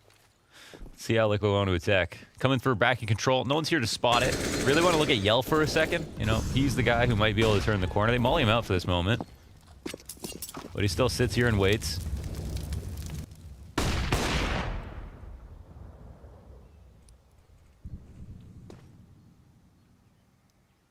No peeks whatsoever. No, they're kind of, I feel like mibr, they're not... a little scared. They're a little bit scared, yeah. Maybe a little bit scared. You gotta be careful. The boogie fans come. This wait gets smoked out, rotate around the library. God, it's so boring here. Yeah. Really want to make something happen, but now your teammates are separated from you. Oh, you get mowed down in the library. Player in pit, player on site, but they know how to entry versus teams like this. However, they'll get at least 2 kills off of Esagaze. Now the plant will go down in the back of the site, but the rotations are so far away, right? Even if they go even on material with the trades, and that's like heroic the way that Esagaze gets those 2 kills. It's too slow. The rotation is too slow. No one has info. So I want to say that mibr, if they were playing versus a lesser team, they maybe wouldn't play this passively. But I don't really know them that well. It's that fear of fighting Arch that really allows for Stewie to wrap around the site, yell, yeah, man. Yeah. Sorry about that. I mean, you get mollied out, you get smoked out, and you just stand there, go back. That's just what's going to happen. Come on, let's get a little bit more fight into the game here. MIBR. They have the talent. I mean, I've been casting. I think I was like casting with Vince or something like way back in the day, back when like Vincels rise up. Yeah, Vincels here. When like Face It was at ECS or whatever, at ECS and they were on I think Luminosity maybe, playing under Steel. I'm pretty sure, and they've been bouncing around, right? Sure. Okay. I feel like you're asking me the questions. This is your story. I mean, I'm speaking in questions because I can't even remember my own story, but I just remember like a couple of really great rounds from like Estagaze on Train and Yells offing and Bolts doing so well recently, and Cello and Estagaze as a duo, as a combo. And I can just remember a lot of highlights. I always just looked at them as kind of like, almost like really talented, but then choke sometimes. And that's why they never really found consistency or got up to the top tier as quickly as they could. Yeah, you speak the truth. Cello lays down the law. Stops that first peek. They go deeper into the op of Fallen, but they're not actually killed for it. Great grenade. Over the top from Cello. Grim could still challenge Banana, but it looks like the CTs have gotten away with this. A 2-man advantage bodes very well. A 3-man advantage, even better. Yell, he's going to jump within the bomb site, and Elige disengages, but this is that Wombo combo from Vertigo. Grim and Elige with 45 seconds to spare in the 2v5. Danico standing in the open. Grim's gonna walk right into him, off angle, works perfectly for the first kill and the follow-up damage. Primes Yell to put MIBR on the board. Now that round was more proactive. Yeah, for sure. You know, take the reins, Yell, be the opper, be that like crazy explosive opper that we know you can be. And why not? You know, just don't let the round come to you. This is nicely done from Cello. You know, good activity on all these points. I mean, we didn't even see them peak mid at all in that previous round. Just completely got splitted on. So now that MIBR found a little bit of success and done it in this fashion, can they replicate that with another similar round? Well, utility at the feet of Fallen. He's going to burn down to 55 and dies to the headshot of Cello. There you go, folks. MIBR back-to-back opening kills by fighting on Banana. That one, of course, is offered by Team Liquid, but a strong opening regardless. Yeah, the backpedal jump up. You know, it looks like, you know, Fallen runs into that mistake, but it was a very nice punish from Cello. Stewie off of the flash. Both those counter tear. Oh, just peeks into it. And Stewie 2K takes what he wants. Cello dives behind barrels. Elige is going to remain behind the logs. But I like this. I mean, they're still fighting. Mm-hmm. And they still got eyes on mid as well. They're going to hear the flicker of the scope at mid as Stewie, his eyes prying here, but Yell from the other side will take out his teammate. Oh, and then when Stewie goes back, Estagaze is posted on the angle. Now we've got another 2v4. We can just see direct correlations between, you know, defending Banana, defending Bracket, and more success here. As Liquid are once again in a 2-on-4 situation, 2-on-5 last round. Now down to Elige and Naf. One player back of the site. I mean, this is the correct place to go.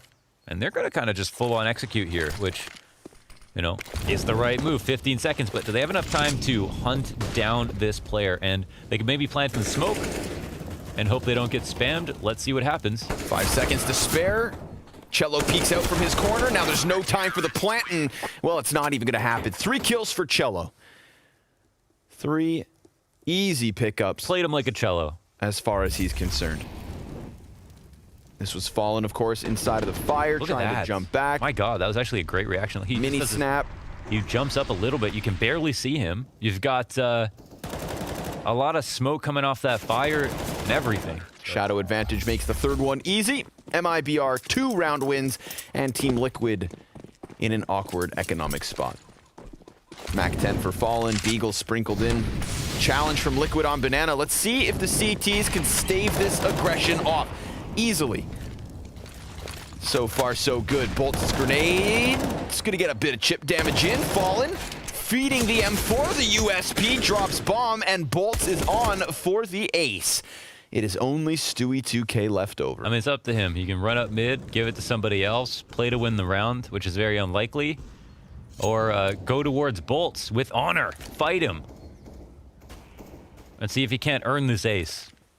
Oh, it's earned. Well done, Mr. Bolts. Wins some confidence back here. Stalwart hold at the top of Banana with the help of these Mollies and HEs. Nice USP swap. Naf gets nothing for his efforts, and a crisp kill to close. We've got a Team Liquid timeout called. It is a story for mibr. They've just kind of all come a long way, you know, especially Bolts, you know, a long time ago, once ridiculed by his teammates, to be really like a heavy carry, and has just grinded away and just gotten better and more consistent. And Yell is also just the guy who was like, whoa, he's going to be the new Fallen, right? Like, this is the guy that we thought is kind of like going to get to the level of where I guess Art has gotten to at this point. Not that they're the same player, but just the level of success in a sense, but it never really happened for him. So now we've got a grander stage for these players, which is awesome, but they've, you know, got to meet that with results. It's also 2 seasons of Blast back-to-back where we have, you know, I would say unsuspecting results from an mibr roster. You know, last time they showed up, 5 completely different players, and they shocked us all. Big time. Big time. Taking a map off of Navi is no joke. And even though that Vertigo game did not go the way they'd hope, Inferno is alive and kicking. However, man advantage here for Liquid. Esagazi peeks out from Library, kills a Liege, but there is a player slipping through. Stu. Oh, he's almost got him, but Esagazi holds the line. And now Team Liquid, their hand seems to be forced towards A. Naf in the apps, Yell within the bomb site, and a bit of space for Esagazi. But, you know, quickly that dissipated, and then he turned it into 2 more. Fantastic round from Esagazi. And now it's all tied up 4-4. Half buy-in for Team Liquid. Try to draw back some dignity on this round. Unlikely they'll get the whole round, but who knows? I'm sure they have an eco strat or 2.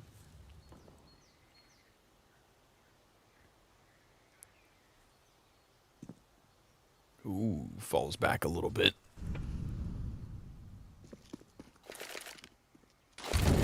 Incendiary thrown out ahead of the execution here for Liquid. We've already got mibr.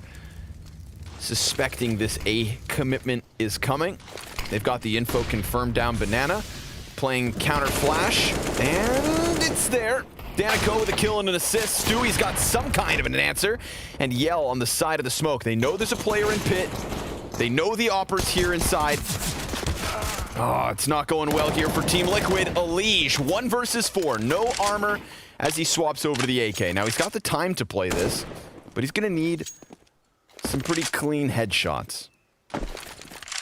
Flash over towards Arch. Oh, that's the one he's looking for, but Cello's got the trade, and mibr have the momentum. That is 5 round wins in a row. Yeah. Officially on fire. No, definitely. That's awesome to see. Danico quietly picking up the first kill. Shiz picking up the next. Really nice from Yell to figure out when to push in. And again, it feels like they're ramping up in the best way possible. They're staying very active, looking for info. Amazing shot there as he lands after getting the info, jumping over top of the smoke. And with that 5 in a row, pressure's on here for Team Liquid. Looks so good at first.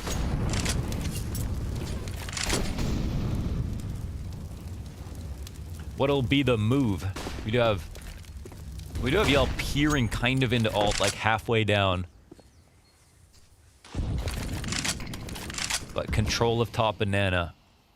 Oh, it's looking so much better here for mibr. Doesn't mean that they'll win, but at least, you know, they're getting some good fundamentals in, not playing scared.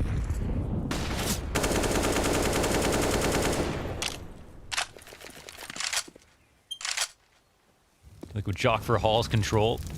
Quickly take over, but also just as fast decide to leave. Is it a plan to take the top of B? It looks like they wanted to sit and wait for mibr to fall out. This is the point at which mibr, if they're nervous enough, maybe they try to reclaim this, but execute is potentially oncoming. They got this hard. So this is supposed to catch flashes and late players turning the corner. It's usually a very successful setup, but we'll see if it does result in anything. Yes, they grab one. Dives back into cover, almost gets away, but Naf's gonna find that headshot. Did they know about two? It doesn't look like it. But they seem suspecting, and sure enough, they get that contact versus Bolts. Man advantage here for mibr as Yell ops one and Bolts holds the line. Well, they're gonna go for the boost, or no? Just Naf gonna try to press his face against the smoke in case they challenge through it. Looks like he wants to phase it, and he won't see anything just yet, but they come out, and that would have been the duel.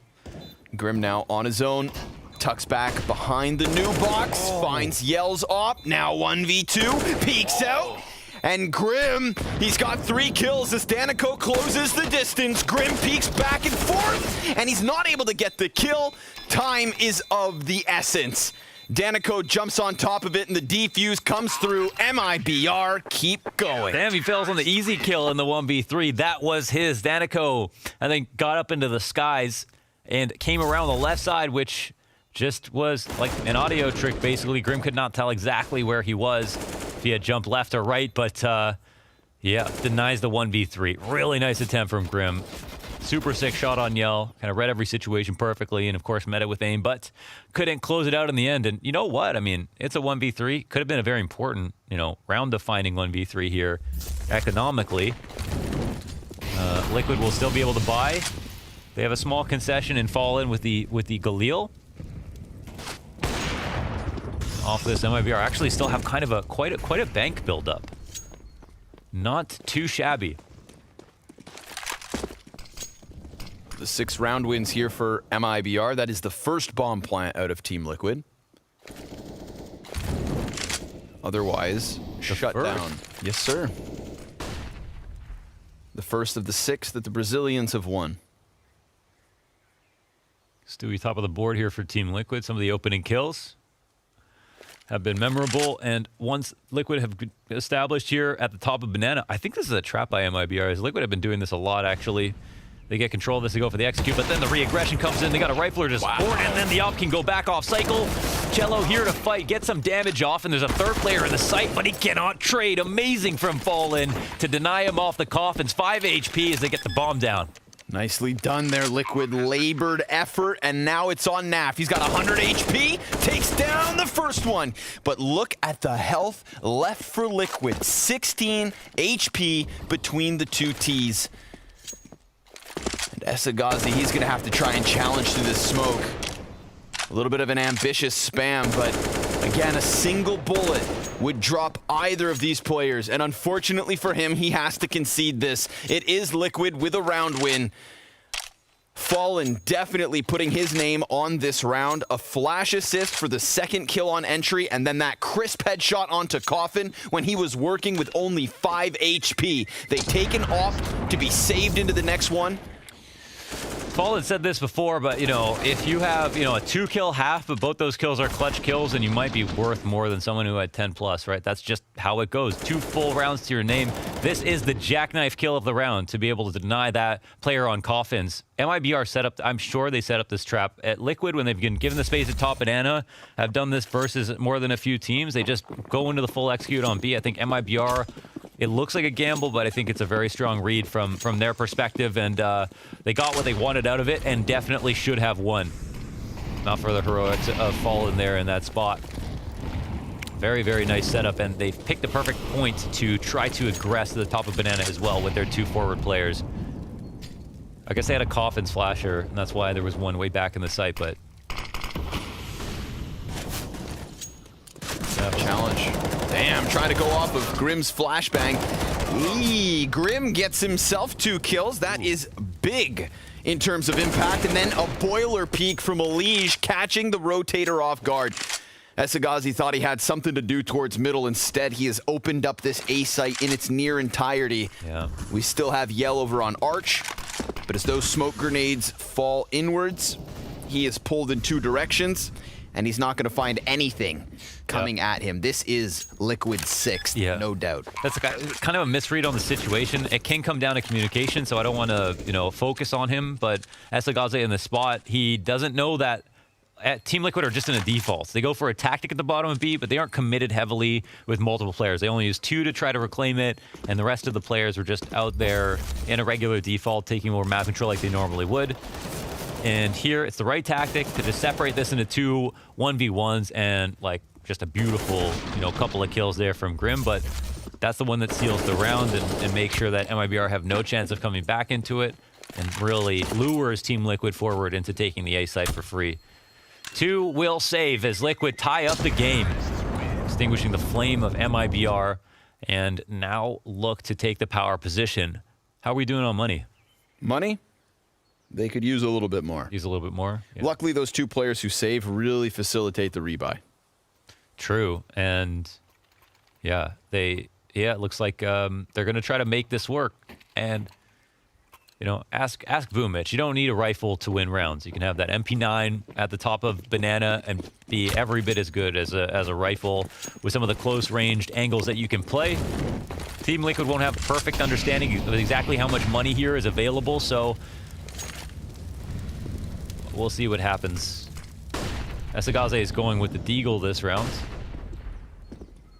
But again, with the op in play and AUG in the hands of Danico, significant grenades, it's not too much of a disadvantage.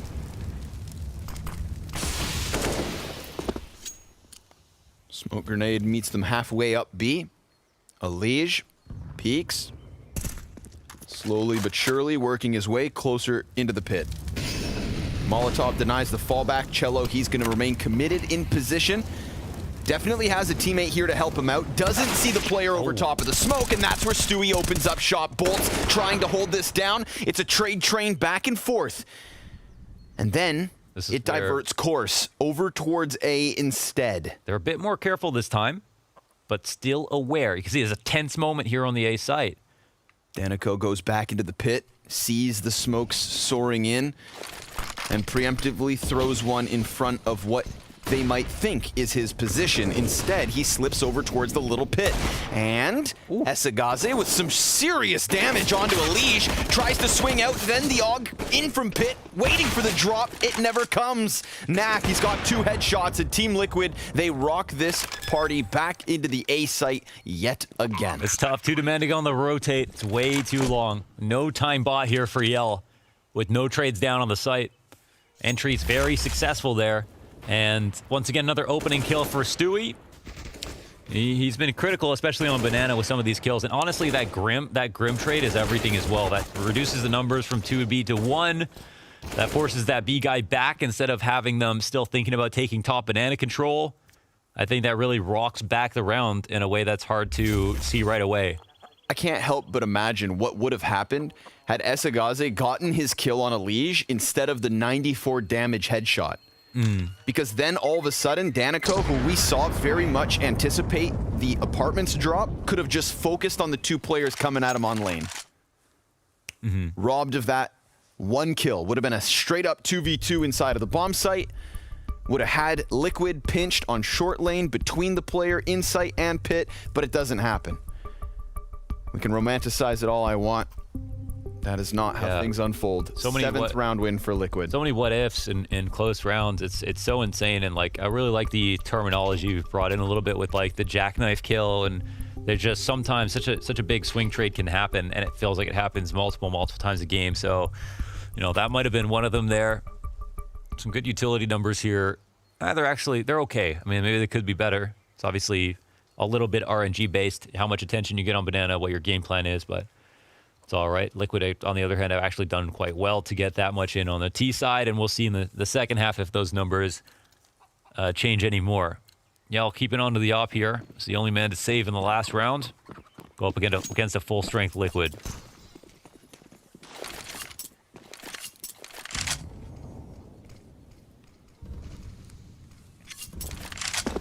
Heavy ult presence out the gate. Shying away from a little bit of Banana gameplay that we were starting to see out of Liquid. Felt like mibr kind of had their number there. Strong trade from Yell back and forth, and now it's a bolstered A site from both these teams. The op, of course, floating over on Arch, as it has been, so it's going to fall onto the pistols to stop this push. It's an atypical setup from the CT side. Setting up a honeypot trap, giving up all its control, but keeping 4 on A. Yell gets the first op shot. That's big. Stewie drops down into the pit, sees a player above him. Yell's got a second and a third. That's solo op. 3 kills for him. And Fallen is nowhere to be found. Now he has his chance, but misses with the op, swaps to the Deagle and dies. It is mibr with a robbery as Yell finds a triple. 1 to go. I go for the blind read here. And an incredible round from Yells. They come up dry. I don't know how confident they were and where he'd be this round. But look at that. Just putting on a showcase for us from the archway. With the small windows of timing that he had, he capitalized hard. And that could very, very seriously give mibr the 1-round edge. Going into the second half, we'll have to see. And the confidence, too. Fighting back against a 9-6 half in an unlikely way. Feeding Yell. He's feeling a little bit more powerful now. I don't think Liquid particularly do anything wrong in that position. It's hard to get all the info you need when it comes to executing. Just a really good gamble from mibr. Strong off presence from their star.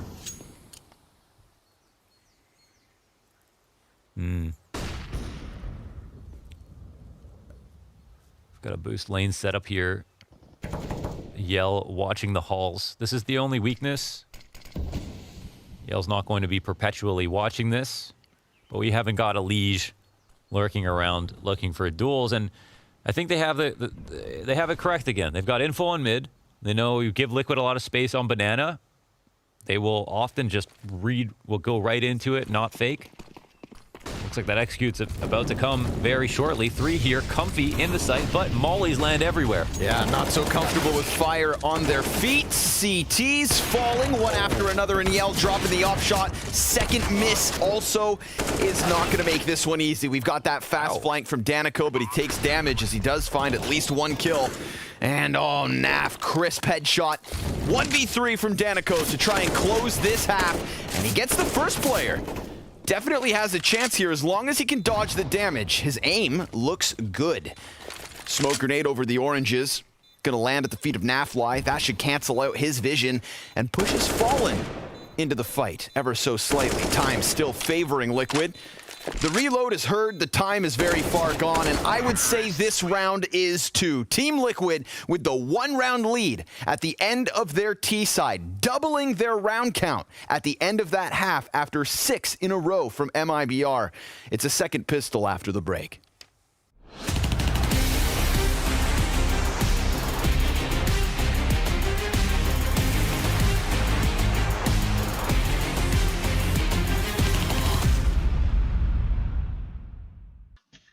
Holy man.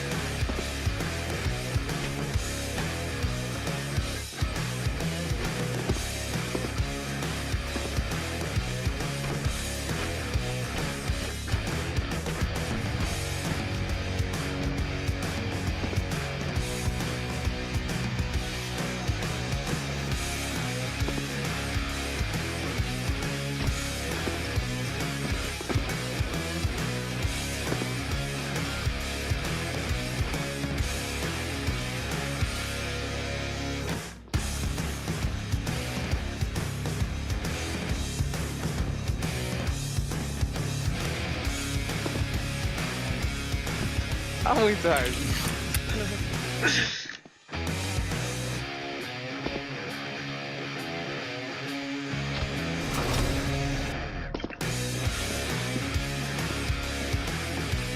Not first, no last.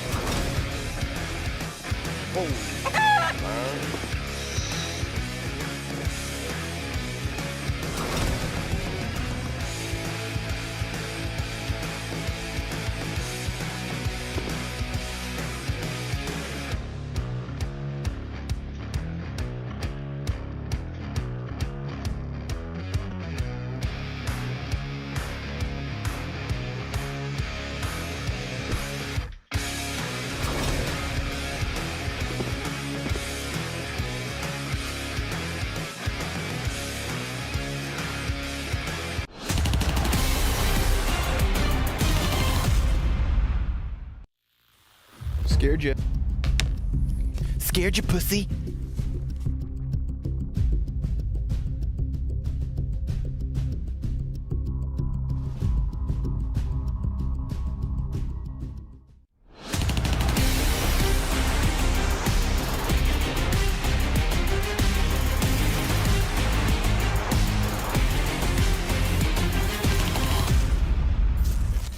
Not so much a star-studded performance out of the likes of Elige and Grim here on the second map. Not quite like Vertigo. A nice close affair. As we kick off the second half between mibr and Team Liquid, this is, of course, the Blast Spring groups with elimination on the line and FaZe Clan waiting for their opponent tomorrow. What are your takeaway thoughts of the first 15? The first 15, it was close. It kind of feels like Vertigo in a sense, and so I'm like wondering, you know, like, or just Liquid going to get comfortable? Was this the feel-out period? We'll see. It feels like if the half went on longer, like Liquid would just maybe continue to win more rounds. I'm not exactly sure. It looked like individuals were a bit stronger than the game plan for mibr, which was, I guess, the opposite of what we saw in the first map. So what happens now? Strong lane setup versus a lane take. Will it work? Naps in the corner, and he's got himself a headshot alongside Grim, desperately jumping up and down, but not quite desperate is Team Liquid until Sagazi comes in from the balcony flank. However, double man advantage established, and Elige peeks out from ult. There was that moment in the middle of the 2v3 with the flank coming around from short where things could have got out of control, but instead it is Liquid with a second pistol win. Elimination on the line here between these two teams, and it could very well come down to this map. We got Liquid up 1 and now in the driver's seat after winning a pistol. We can look forward to their CT side. I think their T side has definitely evolved a bit, changed definitely with the addition of Fallen, and I think it's become more interesting. We can see the ideas coming into fruition. But right now, Stewie's having a great game. Elige stays consistent. He's probably been the MVP overall across the two maps, though. Grim is trailing very close. And now Stewie's looking for a bottom B control, and he does find it. Comes close. It's a little ugly, but hey. Yeah. Some of us are. He doesn't die. Liquid. Fire at the feet. They fall back. Ah, they almost got away, Launders. Indeed. Indeed. Lots of money to be made here between the SMGs and mibr. They just want to grab 3 if they can. If they'd be so lucky. As unlikely as it seems. It's been kind of a quiet game in the sense, a lot of patience in the mid rounds, slowing down. This MP9, man, just ripping them up. Yeah, a lot of posturing, you know, those quiet periods of the rounds. Sagazi empty-handed. Team Liquid double digits, 10-7 lead at the start of the CT side. They've got 4 SMGs still to play with. How crazy do you get in a round like this? Yeah, I know. This is definitely a round where you could just barrel down mid if you'd like to. Let's get weird. Yeah, I mean they've got to close the gap in some sense. I mean, I guess here they're not going up against the buys yet, so we'll see if they even feel like they need to. They're pretty much all got an HE as well to put down mid and banana.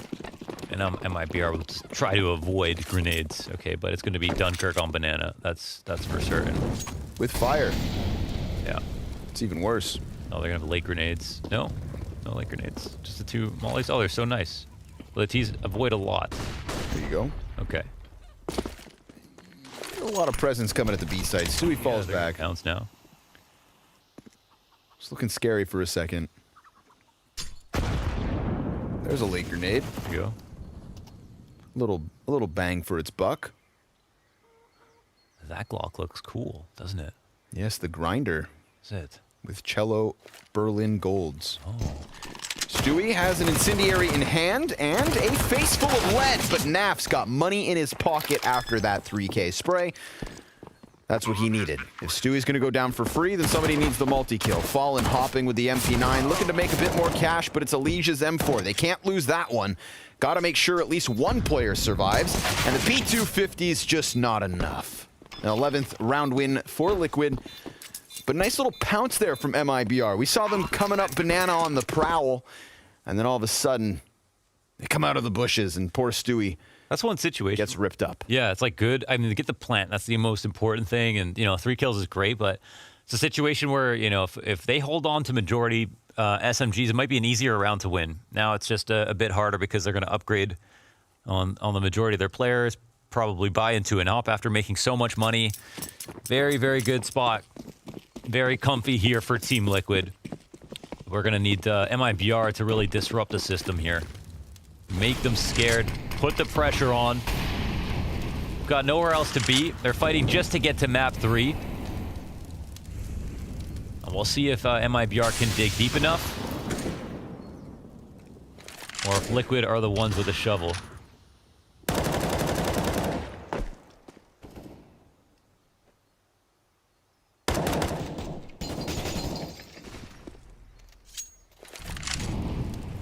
Fallen. Cyclops Eye. Looking for a pick down B. Frag grenade. Ooh, just bounces. Still Cello.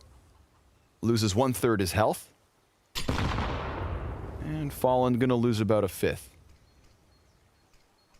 Then a player jumps up onto the log, so if Fallen were to be brave enough to re-peek this, you can feel it. Yeah, they're ready. He can feel their presence, and he has a present for them. A 2K before that smoke pops. And a 5v3 for the Brazilians to try and fight through. They've lost the bomb in the meantime. That gets picked back up. And they decide to tuck tail, but they have no control anywhere else on the map. So do you really want to leave?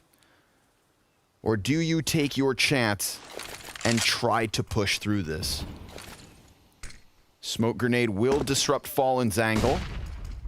He doesn't have anybody to boost him just yet, but there is a rotator from Liquid getting into position. He wraps around construction over towards the coffins, and between the two smokes, they go for a fake plant. There's 3 guns up for the T's, 4 seconds to spare. Stewie gets a headshot, and mibr find basically nothing. They clear the corner of Naf, and that's it. 5-round lead for Liquid. Yeah, it's kind of a disappointing round, but a nice deep off angle here. Okay, from Fallen to really end the round before it begins. They were hoping to be able to turn this corner, at least get Yell to take some kind of unfair fight versus Fallen, maybe get in position on CT, post up for a second, wait for him to make a mistake, but he was 1 step ahead, and that's a classic Fallen move to make, right? He was the guy who basically invented deeper off angles in this game. He popularized it on, you know, when he was on SK and really made it.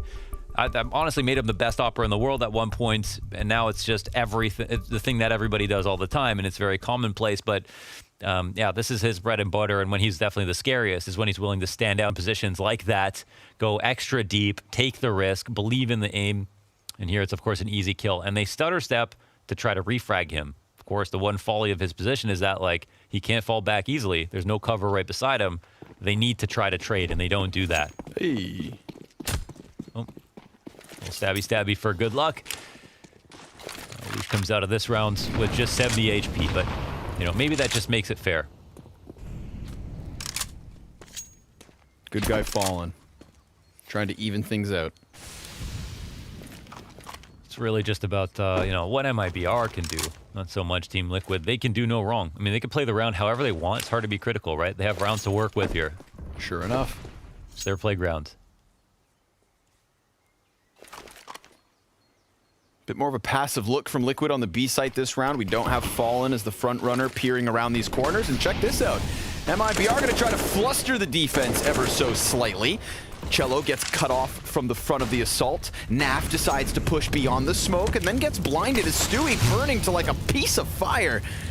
Had a spark in his pants. It's still out. Grim, oh, gets the headshot, doesn't get the kill, and then bolts from the Pit is able to find himself a little impact. Naf still just standing in the open as Boltz is left to his own devices. 40 seconds left. Just play for yourselves, basically, because you don't know exactly where they've gotten to, and it feels like they're nervous about the right positions at the moment for Liquid. It's not a terrible spot for MIBR, but Nafly is very aware that the fight could be coming soon. Bolt's right in front of him. Oh, face full of lead. Nasty. Now Fallen, easy hold on the cross, but Yell actually gets the Galil kill, and Fallen, he just let them have it. Yeah, he doesn't know that 2 crossed, actually. So now he's going to be moving up, looking for that second fight, and Esagaze has already made it deep into construction. That was a position where he could have just held the cross and been fine, but was not aware of CT. Here is a frag that could have come out. The refrag would have been on the left. Interesting. I think they're very lucky to have gotten back into that round. And maybe some miscommunication as Fallen checks his flank when his teammate was in CT. He turns his attention for a moment, and that's what enables the first player to cross. It's not the guy who kills Nafly, but it is the one that has the timing as Fallen walks forward. Basically, Danico getting the kill, even though he gets dinked and gets traded after, means that there is a gap of the timing where Liquid are not sure if a flank is coming through. But that wasn't the case. So MIBR convert an awkward position into a round 1, but immediately thereafter, Stewie with another opening kill, this time on the CT side. Well, last round they had to fight tooth and nail for it, and it's not going to get any easier here in the 21st round. I do think Lady Luck sprinkled a little magic on that last one. Fallen kind of caught off, and will it happen again? Will Liquid offer an opening? MIBR not challenging Banana whatsoever. Liquid, they know this. As opposed to sitting inside of the bomb site like last round, we still have Fallen on the sandbags, pulling a Boomich. 2 CTs inside of the pit, and 1 on flex towards Arch.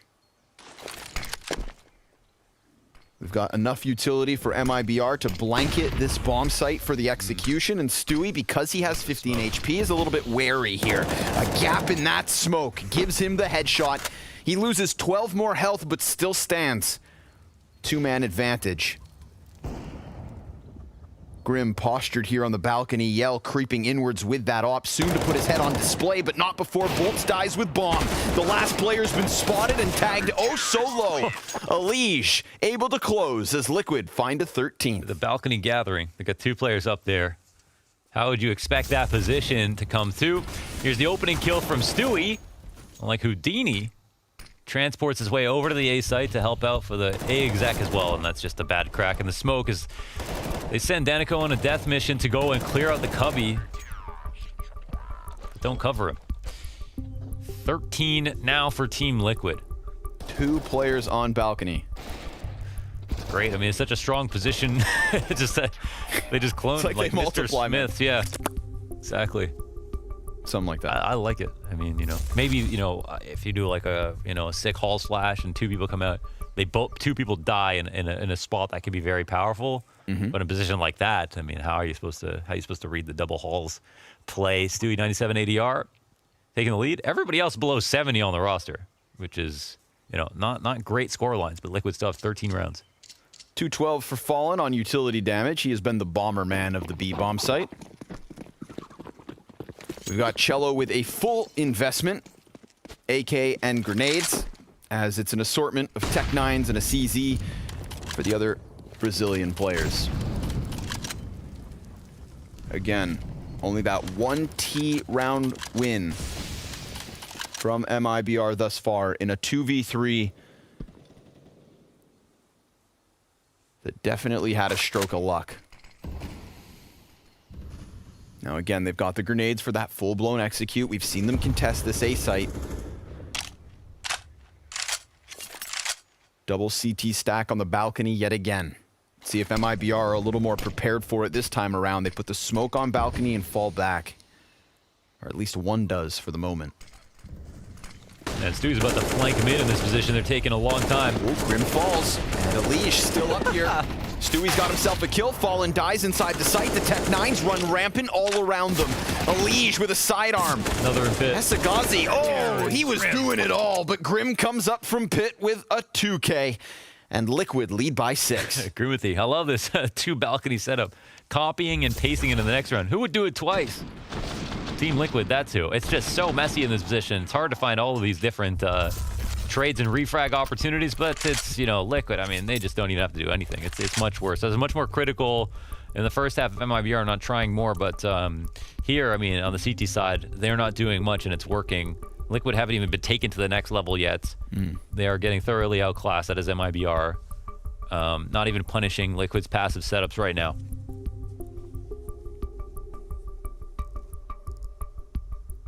mibr's final timeout. 6-round deficit, and their opponents 2 away from the win. And, you know, you better believe they're trying. I mean, this is a big opportunity to be able to grab this win. But I'm sure Liquid didn't come into this expecting to just grab a free victory. I'm sure they want to win. I'm sure they're, like, in a sense, expect to win, but not, you know, I'm sure they wouldn't have been surprised if things got close or testy, because mibr is such an unknown quantity that, again, are going to be developing so rapidly as we watch them. Nobody wants to go to the showdown. And now Elige rocking mibr's world with opening kills and following up with more damage. Danico down to beyond the halfway point thanks to a frag grenade. He hasn't even seen anybody. Elige in and out as fast as he can. And he leaves mibr in a very awkward spot, but they have been fighting tooth and nail for openings round after round in this second half. Very sad for mibr. It's not been easy. That's definitely harder than it looks. This is like worst case scenario. Already know Liquid are very comfortable in the spot, plus you don't have a player up. Danico's low. But, I mean, you know, full BXQ right now, not the worst case situation. 2 back of the site. Maybe Liquid are comfy with it, but they still only have 2 here. Little Molly comes through, rotation. Stewie takes heed, makes his way over. Let's see what mibr can do. Fallen's going to drop Danico first and foremost. We've got Naf still on top of quad box. He's got himself a kill. Bolts is low. Fallen just pulling that bolt back and smashing mibr as they attempt to get into the B site. 5 guys alive. Yikes. Moses turns his back on it. He is confident that these guys are about to close. 7 map and match points to go. Naf cool as ice in this position.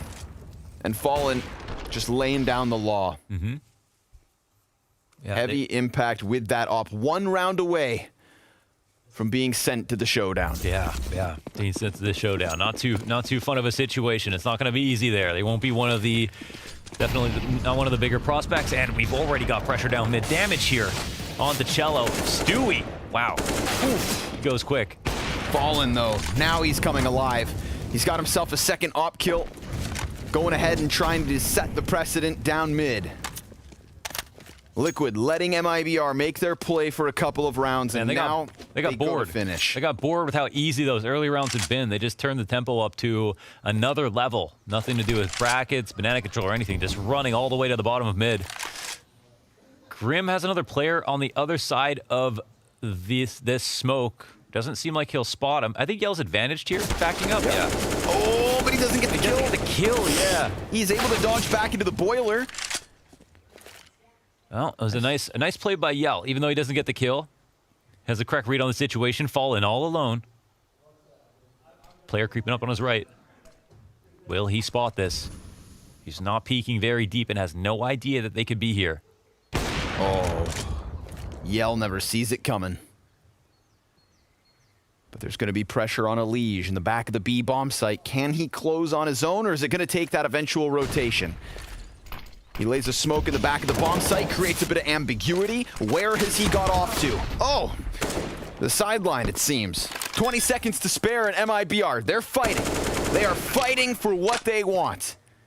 Naf and Fallen on the retake. Remember, all 3 of the kills so far this round coming off of Fallen's op. Will Naf add to the tally to close out Map 2. We've got a frag grenade on Fallen. That could be easily enough to blow Cello out of the equation, but it misses the mark. Now Fallen's going to keep his eyes on the dark corner, hits his shot versus the man in the commitment position, but now it's on to Cello. 9 HP is all he needs to keep this game going. Damn, they actually smoked out cons to make sure that no one would check it, and someone creeps through and come close there to winning that 2-on-1 situation. Now here's the important refrag, catching Grim falling off of the balcony after Yell failed to get that trade, and this is also a big round from Esagaze to trade out as well. Someone in the smoke, sorry, Elige, as he drops the smoke down to the left. I don't know if there's a gap there between Quad and where he dropped the smoke, but looked like a small one. Yeah, they read it properly. He got traced through it. Let's see if it's going to be Liquid with another knockout punch or... Oh, they're going up arch really quickly. It's a punishment for B control. And it's a Liege tested. Fallen up, shot connects, bolts. He's got Grim's head, but Naf quickly into position, and he could just walk right through. Cello maybe dies to this, or Naf holds on. Fallen, side of the smoke. That flash is meant for Naf to come out. He challenges successfully. Now, oh, the no-scope! And Fallen not able to close just yet. But it's close, and now it's over. A 16-9 on Inferno from Team Liquid to send mibr down to the showdown. These second halves out of Liquid, only 2 T-round wins from the Brazilians.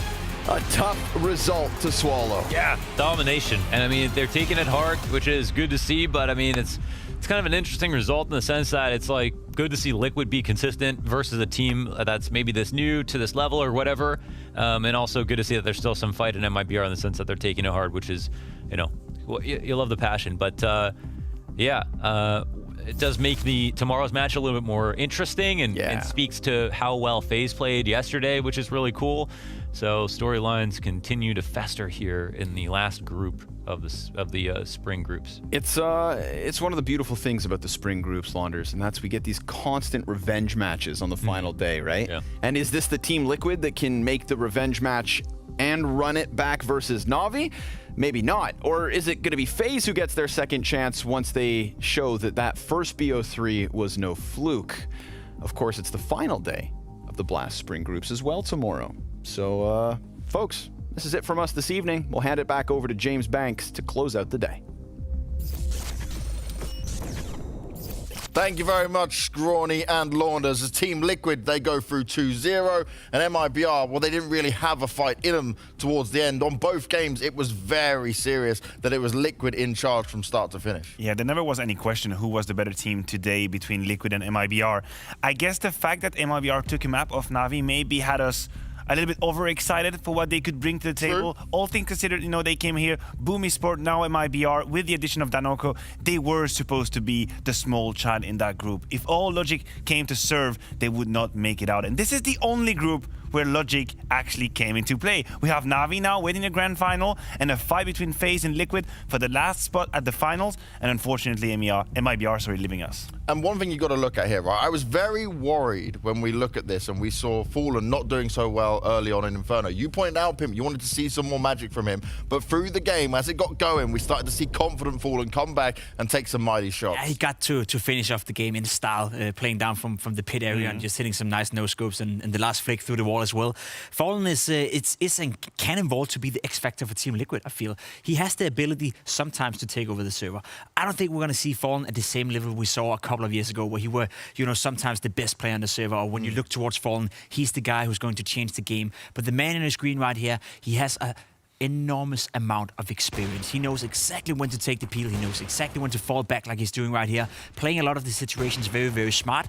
Sure, he's not granted to have a lot of kills all the time, but he always makes the right decision. He doesn't make mistakes, and I think that in itself is a great attribute to having a team. I absolutely agree. I just wonder for the future of Liquid, and once we are starting to think about these deep, long run into tournaments, Is that ever going to be an issue? The fact that Fallen, we don't expect him to pop off and have 25 kills, is that going to be an issue? We'll see for the future. But I will say, and to bounce off of Jacob's point that he made previously, the fact that Liquid are able to slow down the pace and make the right decisions, I truly believe that having Fallen helps in that regard. He is the man that's going to be able to tell you, as the round progresses, as maybe the spirits get a little bit excited, hey, stop now. Yes. Take it easy, take a deep breath. We have 15 seconds. That's how we're going to organize it. I'm sure he can bring that kind of attribute, performance, skill set to the table. But at some point, he's going to need to shine. And he was rather quiet in that series. Well, a man that always shines joining us for the winners interview. We've got Elise standing by. And Elise, first of all, congratulations on getting the win here. But I want to take you back to yesterday a little bit and just first ask about what you guys spoke about after your game versus FaZe, because I think we were all left shocked and stunned. Yeah, so yesterday was definitely tough. The first thing that we kind of talked about, I think that we just talked about what went wrong just overall, because there's a lot of technical mistakes that happened. But I think in general, we were a lot more nervous than we should be. And I don't know if it was because of Russ or if it was because of the first, map of the tournament or something. But we weren't really like playing how we should be. The comms were kind of low, and we were forcing ourselves into ideas that were the easiest, not necessarily the best. So I think that's kind of what happened. Now, you just said an interesting word there. You're saying about nerves. I would never think of players like you guys to be nervous. Is this just because you're coming to this situation where you're still getting warmed up to Europe? No, we've been in Europe the whole entire time. I think it's just getting back into like a tournament or something. But nerves happen for everyone, even if you're super experienced like all of us somehow. Elise, I want to talk about Fallen and his integration in your project, because we talked to you at Global Final, and he just said, I'm here to give a little bit of input, but I'll just fit in. Are there any changes now that he's been with you for a little bit of time? Not necessarily. Like he's still gonna like be playing like whatever like roles that he wants to do. Like he's just been fitted into like to the op role, so we've been able to incorporate like a little bit different of defaults, but not necessarily anything like different from like a month ago. It just gives us like a wider variety of options that we're able to do. Just like slower defaults and to have him like working a little bit more. Right, and now when it comes to his impact as the game progresses, tell me, we have a feeling that he chimes in a lot with like calls mid-round during the tactical timeout. Are we wrong, or does he really take space in that regard? No, you guys are right. He's definitely adding a lot of ideas that we have. Like if Jake isn't having a lot of ideas, then Fallen is immediately within like a millisecond. He's giving some type of idea and trying to help out the team.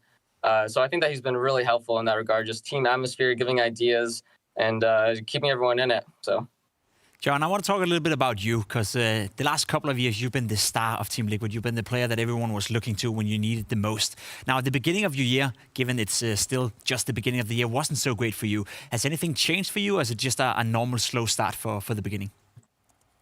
I just think that the past couple months have been really tough. Just the global like situation and how tough it's been to get back into it. Sure. And I'm just like a type of player, since I'm a rifler, that if there's things that are going wrong, it like kind of will mess me up, because I'm trying to do like some type of play, and then like something goes wrong here, something goes wrong there, and then that. And also, I don't think that I've been playing good enough individually, so I'm putting more work into my mechanics and trying to get crisper, because I've had like a lot of opportunities in the past like couple weeks, and I'm not like capitalizing on them good enough. So I'm trying to like get that aspect as well. That makes sense. Now, Elisha, a lot of the viewers out there may have never tried to be at your level or may never get there. So can you try to explain to us, what is working on your mechanics? Is it playing more deathmatch? Is it working more specifically on certain areas? Or what do you do to get that level back? So right now I'm just playing like some of the aim trainers. I'm making sure that I DM about an hour a day. Obviously, I'm playing practice as well. But I kind of got a little bit lazy on watching some of the demos for me individually for checking on like what maps are my worst. Sure. So I usually just like to look at like whatever maps, I just rank them from like 1 to 6 and see which one I'm least comfortable with. And then on the bottom 3, I just choose those ones and I pick players that I like that play my role. And then I try to work on those ones. And that's what I'm trying to do in the last month. I like it. And Elise, one more question for me is this rematch versus FaZe tomorrow. How badly do you want to take that win and make a statement here? Because this game certainly showed the start of what we want to see here from Liquid. Yeah, I'm really excited to go into the game tomorrow. It's a really important win for us to make sure that we don't go to the showdown. So we're going to be bringing the heat. I think that we're going to have a way better game plan. We got more intel on them. I'm expecting them to pick Nuke. Colt's saying it here first. I think they're probably going to pick Nuke. The 16 Wonders, they beat Navi. They're going to pick Nuke. So we're going to take it to them and win it. Hey, I like the fighting talk. Elise, thank you very much for your time. Go off and enjoy the rest of your evening. We'll see you bright and early tomorrow. Awesome. Thanks so much. A lot of insight from Elise there, and very interesting on the points you were talking about and him finding his own form, because he has been so talented and so up there for a long time now. I mean, he's one of the best players in the world. With the rifle, he made the difference. When Liquid were the best team in the world, he was ranked up there on the top 10 in individual players, and he was constantly being the guy you look towards when you wanted Liquid to go to the extra level. So for Elise to be working on himself in the way that he described it, to me, that's very interesting. He doesn't seem scared at all. And the one thing you got to touch on with this is you obviously played with Elise, but he is such a big brain player in the sense that he looks at every little detail. I remember when it was the Org and the Krieg meta at the very beginning last year, right? He was the one breaking it down already a step ahead and ahead of the curve, you would say. Sure, I think it would be very reducting to say that Elise is just about aim. That's far more than that. If you're a rifle like he is, positioning is key. His game style is key. I like the way he practices well. He was talking about this method where it's like he ranks the maps, and the one he's really not feeling comfortable, he's going to work on it.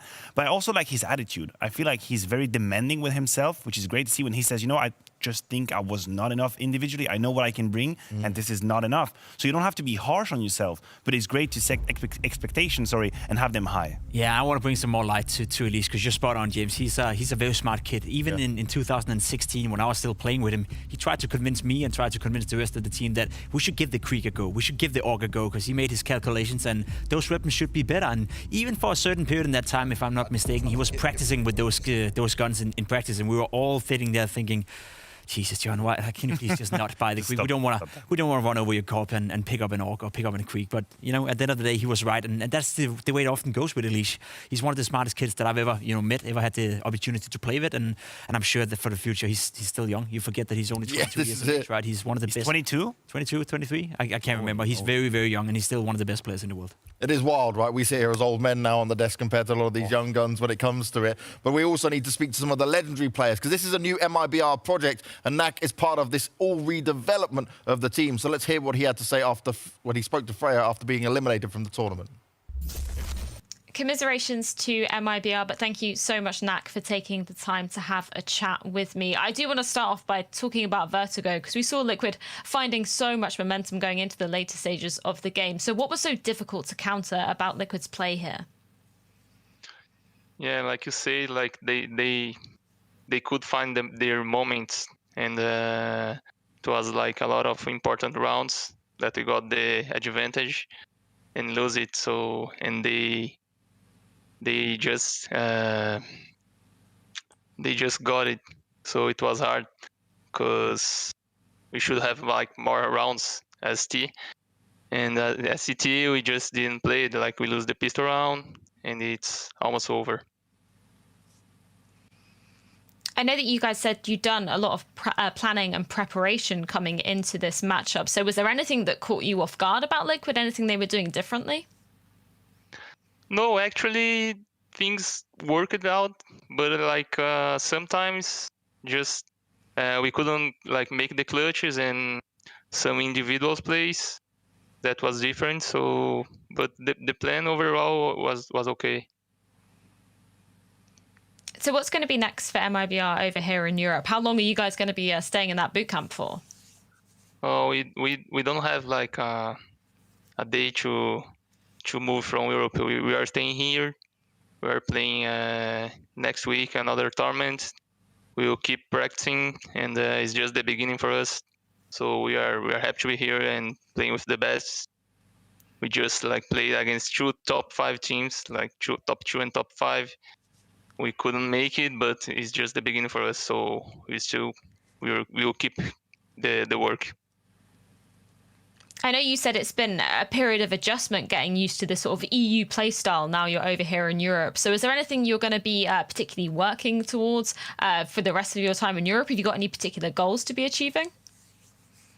Yeah, it's a lot of different points. Like it's the mentality, also new strats. Like we need some more new strats, because we were playing a lot of default rounds in Brazil. But right now we see that's missing. So there's a lot of points that we can work, but especially on new strats. And this is the one thing we have to remember about mibr. It's a legendary organization, but this is a real rebuilding project that they need to go through. And he certainly understands that the work they've got to put in is still way ahead of them. Absolutely. I just think that Knack is a good person to have at their helm, right? He used to be playing for mibr in 1.6. That was back in when most of the people watching this probably weren't born and were not playing Counter-Strike. So he's got a hell lot of experience, obviously. I think they have an interesting roster. I hope they take a lot from that experience here during the spring. Obviously, it's not an easy tournament for them compared to, Liquid in their roster. I mean, Na'Vi is here, FaZe is here. This was not an easy group for them. No. So I'm just hoping that they grab as much experience as possible. It's actually interesting that he said about their European time, right? That there is no departure date. They are just playing for the moment, and that's a positive. They're going to make the most of this. Hopefully they can find some sort of level, some sort of consistency and be competitive. Now, we see them at 2 tournaments so far. At the Summit, they did okay, took a couple of maps of some of the good teams, and now this tournament, I guess they did play well yesterday against Na'Vi and took a map off them, and in itself, that's a success. But if you're mibr, if you're this legendary organization, is it good enough just to have a team that is top 15, top 20, top 25? I'm not too sure about it, so I hope they spend their time here in Europe to really break through, right? We talked about Chelo, we talked about Yell, they've been there before. Take a look at this ranking. mibr, they were at one point, at least with the core of the members, one of the best teams in the world. A team you always look towards when you wanted the winners or at least the dark horses for a tournament win. Today, though, I'm not too sure about it. Out of top 20, is that good enough, James? It might not be good enough for them, but it's all about the time they put in from here and what they can do going forward. And what we're going to do going forward is look at where we are already in this tournament. There is just 2 more games to come your way, and Na'Vi eagerly await their opponents, and it'll be the rematch between FaZe and Team Liquid. And Elise, he already gave us a taste of it. He wants that nuke action again. So that's going to be good. That's going to be a good game, FaZe versus Liquid, obviously, for 2 reasons. First one, FaZe, even though losing against Na'Vi, put up a hell of a performance. Twist, individually speaking, was magical. He was an artist on the server, but other people as well stepped up, and even tactically speaking, that was a great game for FaZe. Now, Liquid, they bounced back from their first disappointment. They acted with authority, with dominance. They showed mibr they were not in the same category, and now you have these 2 titans kind of clashing for a spot at the finals. Oh, it is a clash, and that showdown right now is looking more packed than ever. Some of the names you see in there: OG, Astralis, Vitality, G2, and now mibr. And we haven't even finished with the amount of teams that are going to be there, but that is already scary for anyone that isn't Astralis and Vitality. Yeah, because either FaZe Clan or Liquid will be added to that list tomorrow, and I think both of those teams will be very, very scared to drop down to the showdown. I would not want to be facing off in the showdown. Single elimination, maybe best of 3s, but 1 shot, 1 chance, and then boom if you don't make it. Yeah, and you say any of these teams that aren't Vitality and that's why they should be scared. I'll flip the script. I think these teams should be scared. You're talking about teams that should be making it in the finals. Talking about teams that should be taking trophies, right? But in a best of 3 single elimination, you have one bad best of 3. That's it. That's the thing. There's a lot of people out there who should be scared right now. Ooh, they're going to be quaking in their boots, mate. Yeah. Want to add anything else to the scared side of it? Nothing else. No, nothing else, mate? No. Sure? Really sure? Nothing else. Doesn't want to say anything else. Oh, okay. Doesn't want to go down the scared route anymore. We won't go down the scared route. We'll go on to tomorrow. We'll try and push it a little bit further for you all, as Group 3 is on the final day, and we get the rematch, and then we'll be followed up with the winner of that game having to play Na'Vi. And realistically, from what we've seen from Na'Vi, they can bleed. They can go down. They're not guaranteed to find success. For sure. They have to struggle even to be in that position in the grand final now. The job is done, and I will say, though, that for a team like Na'Vi, removing the tilt factor, because there is obviously nothing to lose per se in that game, just the seating spacing, obviously. But I don't think that the tilting element will be so present for Na'Vi. So it makes it a very scary prospect to go up against them, where they can only be or either be happy or just neutral. I'm a bit, actually, I'm just sorry to chime in. I'm a little bit scared on behalf of Na'Vi, to be completely honest, because I feel like Na'Vi are always best when their backs against the wall. Whenever they go into a matchup, when they don't feel the pressure, where they don't have to be scared of losing out and not qualifying, at that point, I think Na'Vi are a team that are very good at just laying down and maybe not playing up to their capacity. So if you're Liquid, if you're FaZe Clan, should you win that first matchup, should you come into that game being warmed up, I think there's a chance for Na'Vi to go down tomorrow. So it could be a cool one. Well, we'll have to wait and see. We are done and dusted for another day. And one thing we do know is we are not scared to say goodbye, because we are ending the show right here and now, and we're bringing you all the action from tomorrow. Have a good night, whatever you're doing, and make sure you're back here to see the conclusion of Group 3.